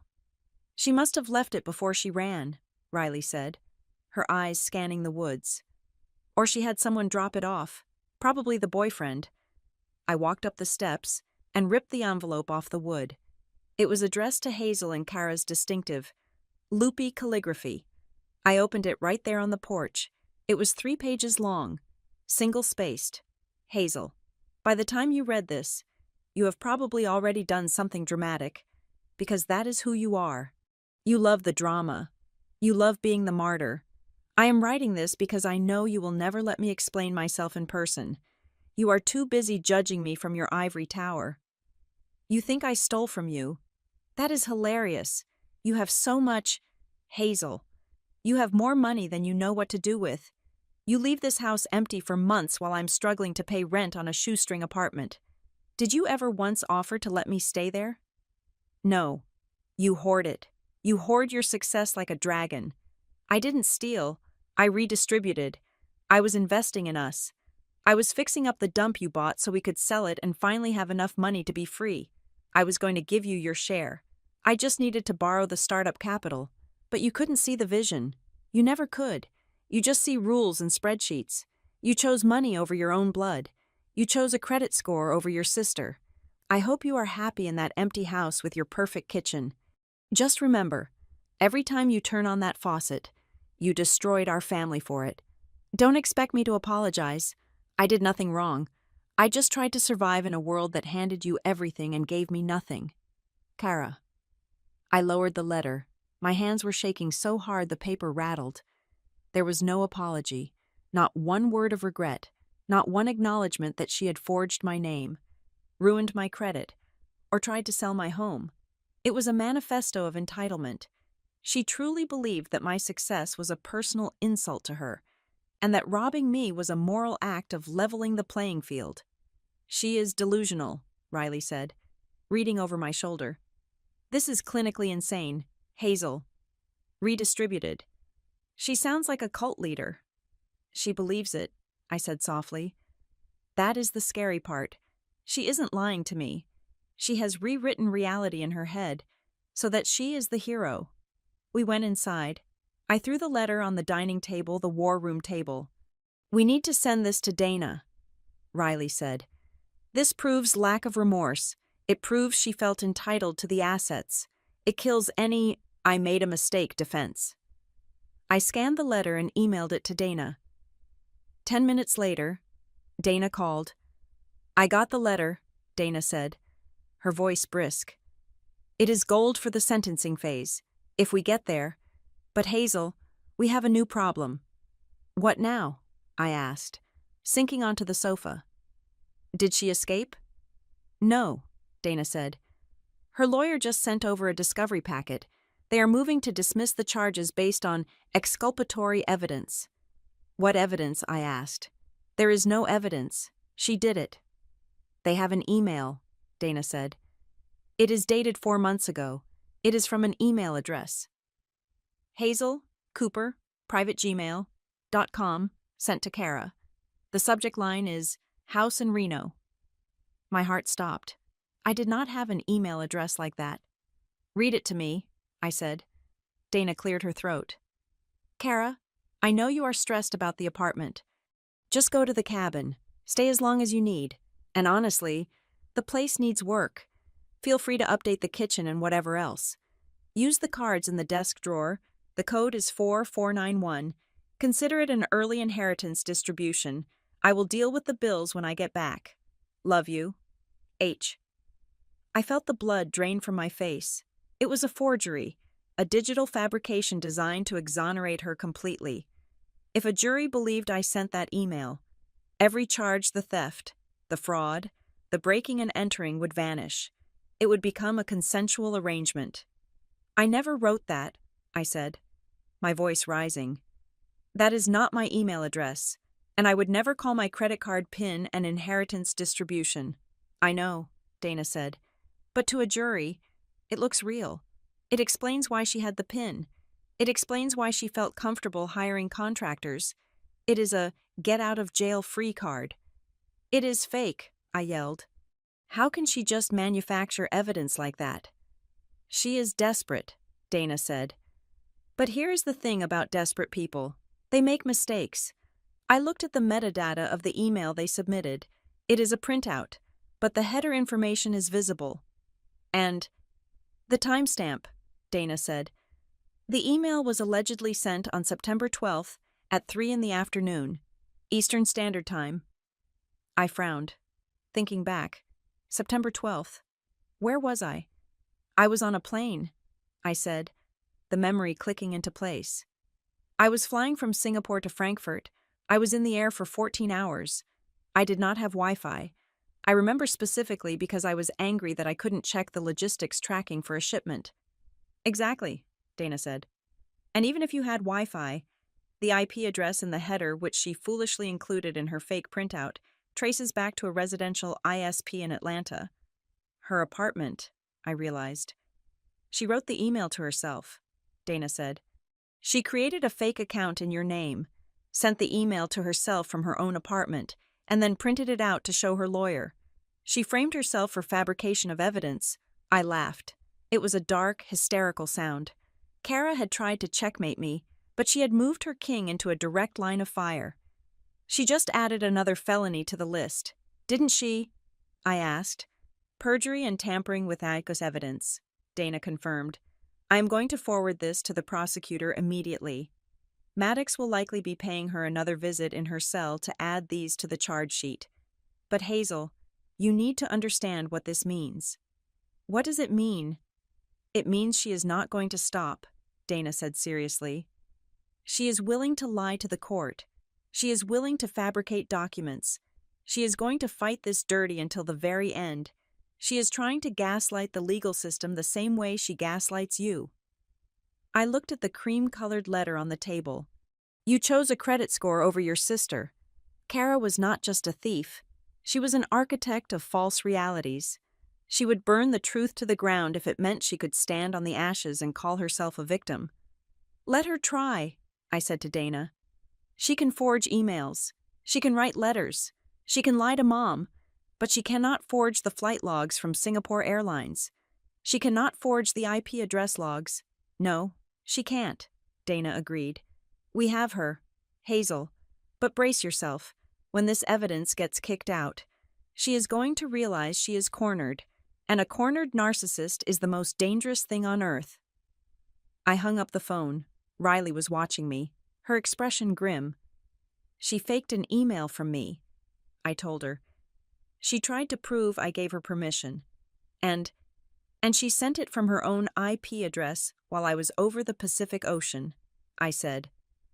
Riley shook her head, a mix of disgust and awe. She is pathological. She actually thinks she is smarter than the FBI. I walked to the window and looked out at the driveway. The sun was setting, casting long, dark shadows across the property. The cabin felt different now. It was no longer just a crime scene. It was a fortress, and I was the commander inside, holding the line against a siege that was no longer about money. It was about reality. Kara wanted to twist the world until she was the hero. She wanted to make me the villain who abandoned her.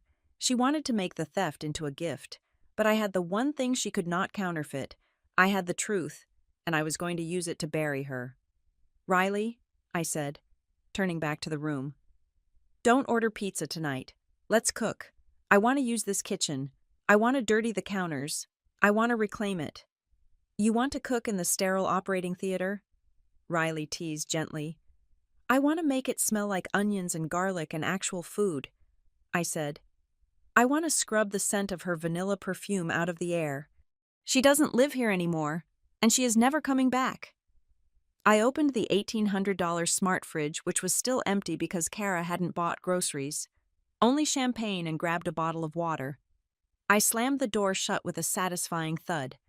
The fight was far from over. The trial would be brutal.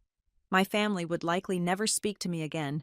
But as I stood there, I felt a strange, quiet strength settling into my bones. I was Hazel Cooper. I solved problems for a living, and I had just solved the biggest problem of my life. The preliminary hearing was not held in the large, ceremonial courtroom where the arraignment had taken place. It was convened in a smaller, more utilitarian room that smelled of stale coffee and floor wax. The intimacy of the space made the tension worse. There was nowhere to look without seeing the back of Kara's head or the weeping profile of my mother, who sat in the front row clutching a tissue like a lifeline. I sat next to Dana, my hands folded on the table to hide the fact that they were cold as ice. Today was not about bail. Today was about probable cause. Today, the state had to prove that this was not a misunderstanding between sisters, but a calculated series of felonies worthy of a trial. The prosecutor, a sharp-eyed woman named Ms. Sterling, wasted no time. She did not start with emotional arguments. She started with the video. Your Honor, Ms. Sterling said, tapping her tablet. The defense has characterized the defendant's actions as an authorized use of family funds. We would like to present Exhibit A, taken from the security camera in the victim's hallway. The large monitor on the wall flickered to life. The room went silent. There was Kara, projected in high definition. We watched her sit on the floorboards of my hallway. We watched her pull the red accordion folder from the drawer. The silence in the courtroom was heavy, suffocating. Every person in the room watched my sister meticulously arrange my passport, my social security card, and my emergency credit card on the floor. We saw the flash of her phone camera. Flip, flash, flip, flash. It was mechanical. It was predatory. I heard my mother gasp behind me. A wet, choking sound. She had refused to believe it when I told her. Now, she was watching it happen. Kara, sitting at the defense table, did not look at the screen. She stared at her hands, her shoulders hunched, shrinking into her orange jumpsuit. "This is not borrowing," Ms. Sterling said, pausing the video right as Kara photographed the security code on the back of the card. "This is data mining. The defendant was harvesting the victim's identity to bypass security protocols that she knew were in place." The prosecutor then called Mike, the contractor. He looked uncomfortable in his button-down shirt, clearly wishing he was back on a job site. "Did the defendant identify herself as Hazel Cooper, Ms.?" Sterling asked. "Yes, ma'am," Mike said, looking at Kara with a mixture of confusion and anger. "She said she was the owner. She signed the contract as Hazel Cooper. I never would have torn out a 60-year-old kitchen if I knew she was just house-sitting." "And did she discuss the future of the property?" "She asked about flip value," Mike testified. "She wanted to know what finishes would help it sell fastest. She asked for a timeline of under 30 days. The defense attorney tried to object, claiming hearsay, but the judge overruled him. The picture was becoming clear. This was not a renovation, it was a liquidation. Then came the financial investigator. He set up a chart on an easel. It looked like a map of a disease spreading.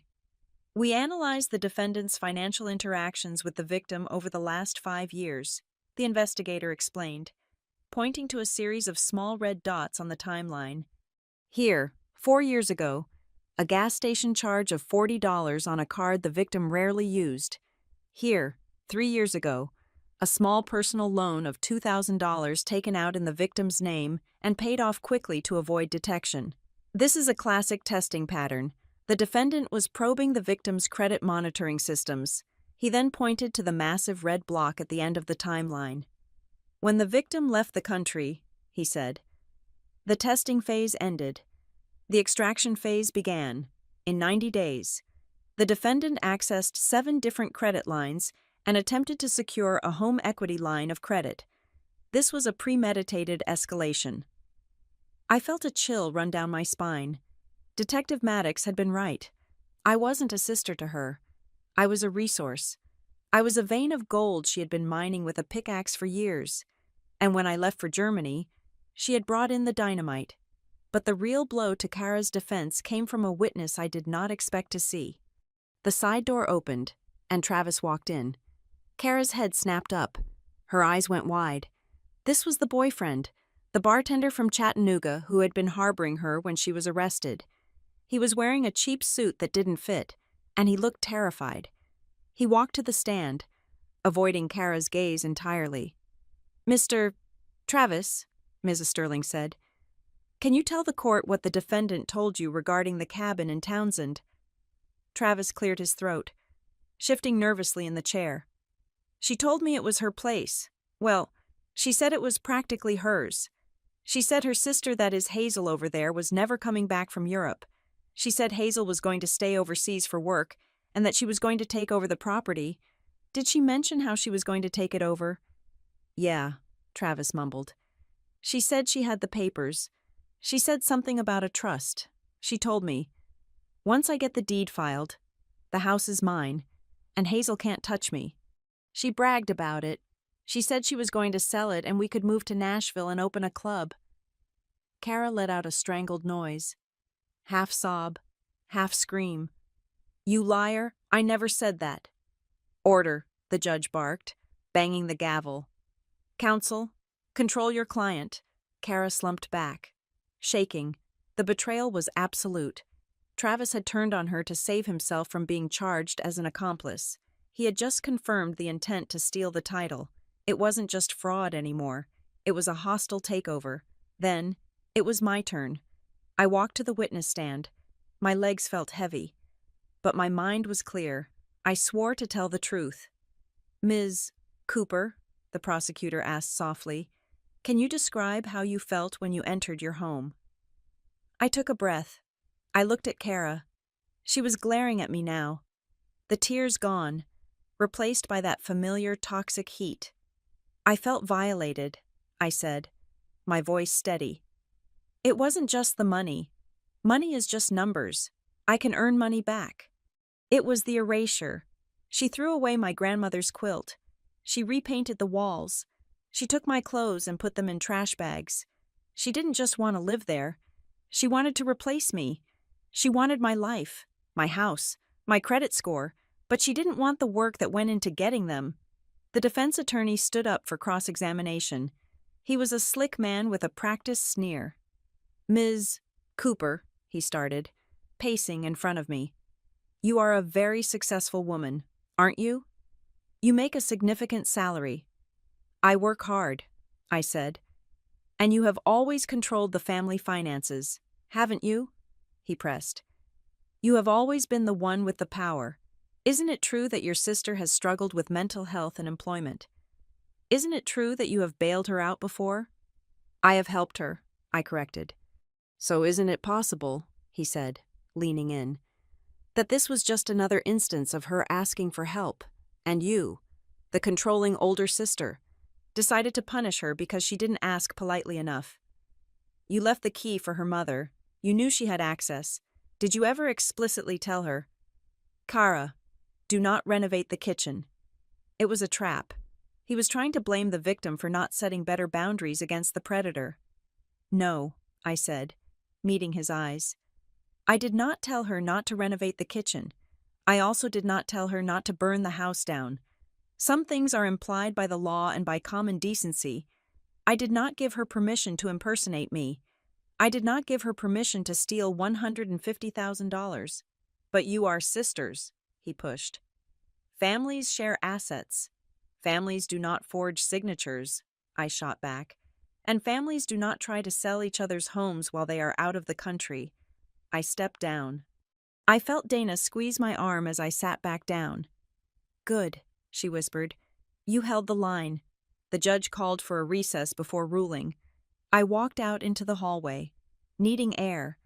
The hallway was a minefield. My family was there. My cousins, aunts, and uncles were clustered in small groups, whispering. When I appeared, the conversation died. Some of them looked away, refusing to meet my eye. I could feel their judgment. To them, I was the one breaking the code. I was the one dragging private business into the public square. But then, my phone buzzed. A text from a cousin I hadn't spoken to in years. I am not supposed to say this, but good for you. She stole money from my mom last year too. We just never reported it. Stay strong. I looked up and caught her eye across the hall. She gave me a tiny, imperceptible nod before turning back to her mother. The cracks in Kara's facade were spreading. I wasn't the only victim. I was just the first one loud enough to scream. Then, Aunt Linda approached me. Linda was my mother's older sister, a woman who usually stayed out of the drama. She looked tired. She was holding a manila envelope. Hazel, she said quietly. Aunt Linda, I said, bracing myself for a lecture on forgiveness. I sat in there, she said, gesturing to the courtroom doors. I watched that video. I watched her taking pictures of your cards. She paused, taking a shaky breath. Your mother is in denial, Linda said. She thinks this is just a phase. But I know what this is. I saw your grandmother deal with your grandfather's gambling debts. I know what financial ruin looks like. She handed me the envelope. What is this? I asked. I found it in your grandmother's Bible, Linda said. I have been holding on to it since the funeral, waiting for the right time. I think you need it now. I opened the envelope. Inside was a piece of yellowed stationery, covered in my grandmother's shaky cursive. To my Hazel, I am leaving the cabin to you, and only to you. I love all my grandchildren, but I know Kara. She has a hole in her heart that she tries to fill with things. If she gets the cabin, she will sell it for a quick $1. You are the keeper. You are the one who loves the mountain. Promise me you will keep it safe. It is your sanctuary, and yours alone. I felt tears prick my eyes. Grandma knew, even back then. She knew. Can I use this? I asked Linda. It is the truth, Linda said. Use it. We went back into the courtroom. Dana took the letter, her eyes widening as she read it. Your Honor, Dana said when the session resumed, we have one final piece of evidence regarding the defense's claim of community family property. She read the letter aloud. The words echoed in the small room. She has a hole in her heart she tries to fill with things. If she gets the cabin, she will sell it. It was a voice from the grave, validating everything I had said. It dismantled the idea that the cabin was a family free-for-all. It was a specific, protected bequest. The judge looked at Kara. Kara was staring at the table, her face pale. She knew that letter. She knew Grandma had seen right through her. The evidence presented today, the judge began, his voice booming, establishes a clear and disturbing pattern.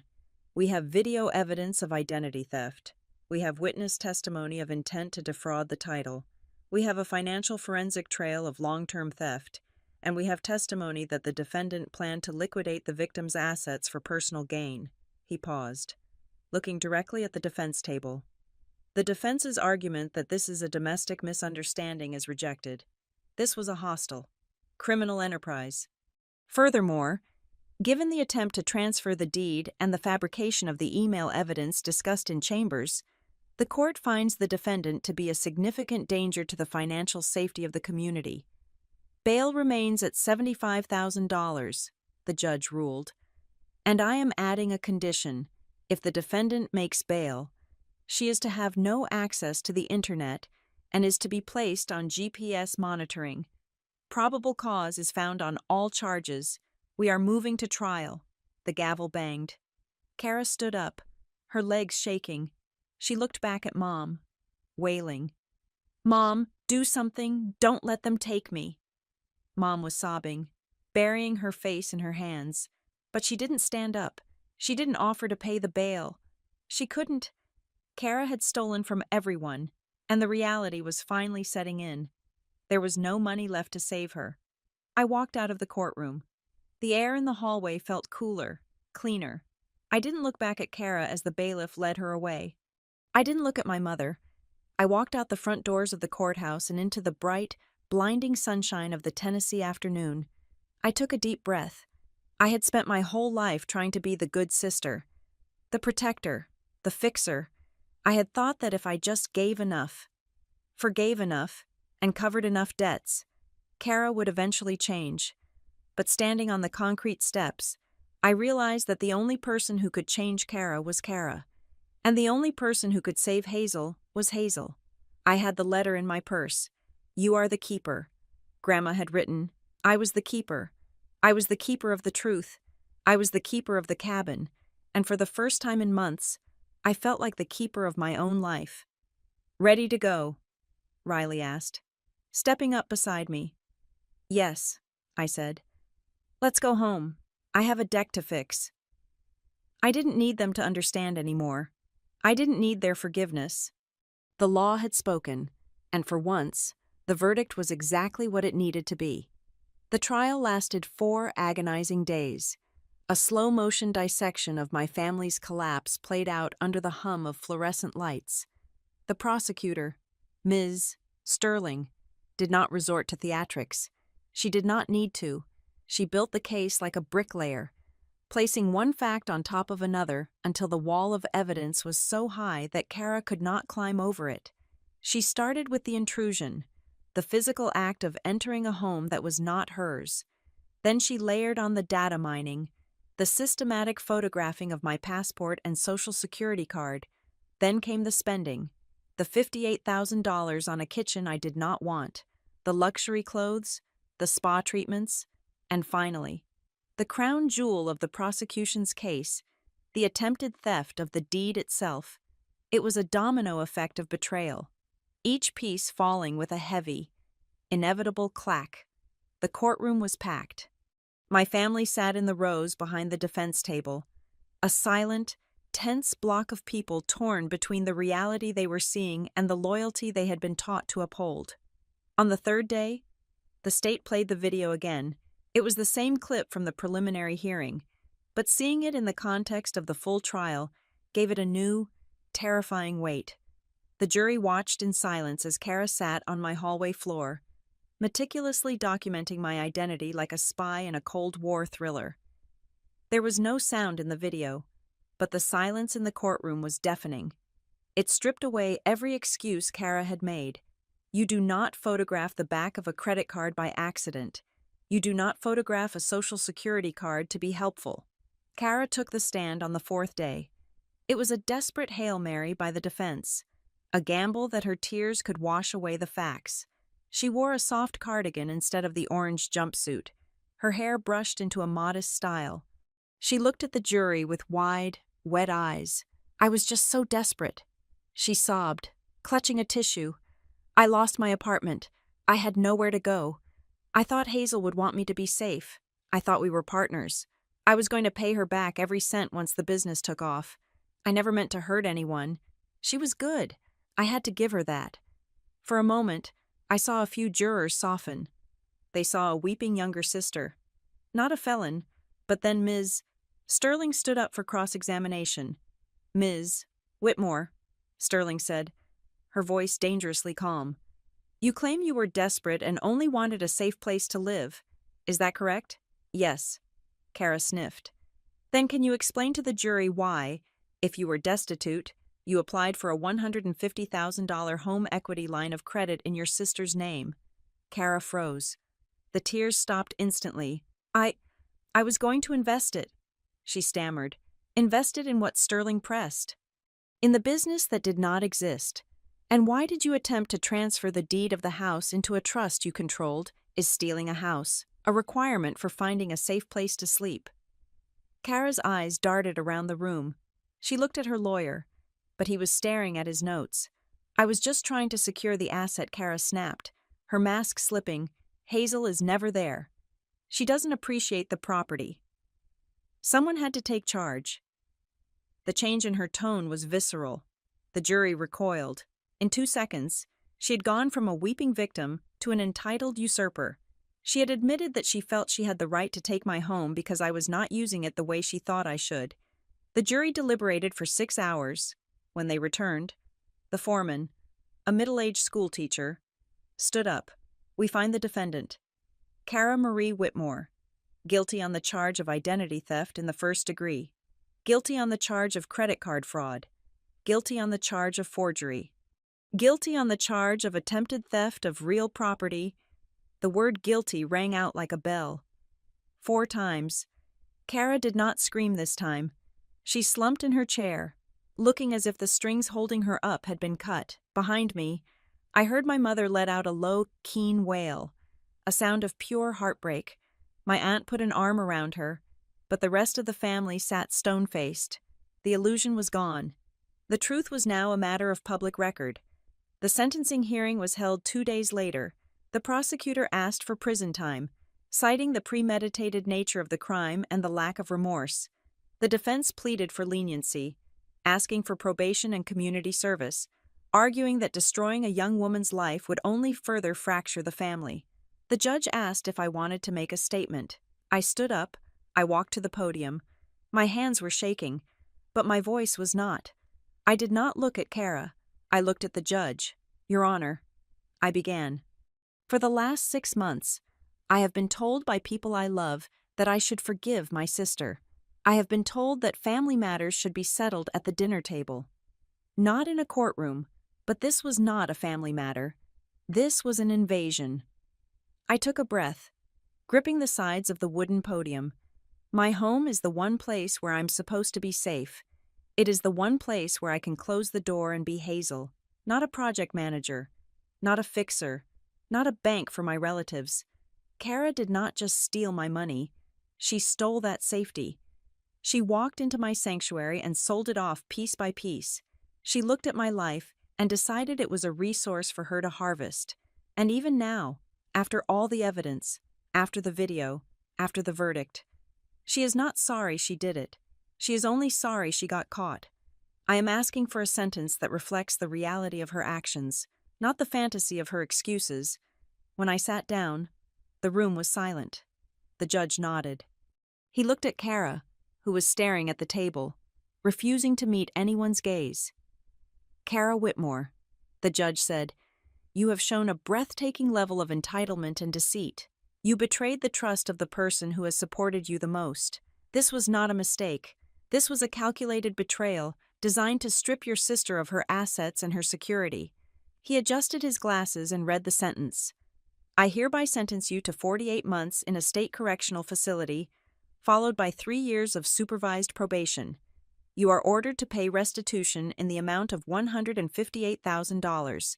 You are also required to complete a mandatory financial responsibility program and undergo court-ordered cognitive behavioral therapy." 4 years. Kara's head snapped up. 4 years, she gasped. "But I can't go to prison," the gavel banged. The bailiff moved in. This time, the handcuffs clicked with a finality that silenced the room. I walked out of the courtroom, feeling lightheaded. It was over. The legal war was done, but the emotional war had one final battle. My mother was waiting for me in the hallway. Her eyes were red and swollen, her face a mask of grief and fury. She did not look like the woman who used to bake me birthday cakes. She looked like a stranger. "You happy now?" she hissed, her voice trembling. "You sent your sister to prison. 4 years. Hazel, she will be 40 when she gets out. You took her life away. She took her own life away." "Mom," I said quietly, "I just stopped letting her take mine too. I will never forgive you for this." My mother said. The words were heavy, designed to crush me. "You destroyed this family. Do not call me. Do not come to Christmas. As far as I'm concerned, I have one daughter, and she is in a cell because of you." I looked at her. For years, I would have begged. I would have apologized. I would have written a check to fix it. But looking at her now, I realized that the relationship she was mourning was one where I was the silent victim and Kara was the golden child. That relationship was already dead. "I don't need you to understand right now," I said, my voice calm and even, "and I don't need you to forgive me. I just need the truth to stand up on its own." And today, it did. I walked past her, down the long marble hallway, and out into the sunlight. I did not look back. The next week, I returned to the cabin. The first thing I did was hire a local contractor, a man named Tom who understood old houses. "I want the kitchen gone." I told him. "All of it?" Tom asked, looking at the gleaming white quartz and the $1,800 smart fridge. "This is high-end stuff." "Ma'am." "Sell it." I said. "Donate it. I don't care. Just get it out of my house." It took 2 weeks. I watched them tear out the sterile white cabinets. I watched them pry up the cold slate tiles. I used the money from selling Kara's appliances, which was a fraction of what she paid, but still something to buy reclaimed heart pine for the floors. I found a local carpenter to build cabinets out of warm, honey-colored oak, similar to what my grandfather had installed, but with better hinges. I did not try to recreate the past perfectly. That was impossible. But I built a kitchen that felt like me. I bought a simple coffee maker that cost $40 and made excellent coffee. I put my grandmother's cast-iron skillets back on the wall. I bought a new rug for the living room, a hand-woven wool one that smelled like earth and comfort. I kept one thing from Kara's reign of terror. I kept the receipt for the smart fridge. I framed it and hung it on the inside of the pantry door. It was a reminder that I had survived, a reminder that the price of my peace was high, but I was willing to pay it. On a Tuesday evening, 3 weeks after the sentencing, I walked out onto the back deck.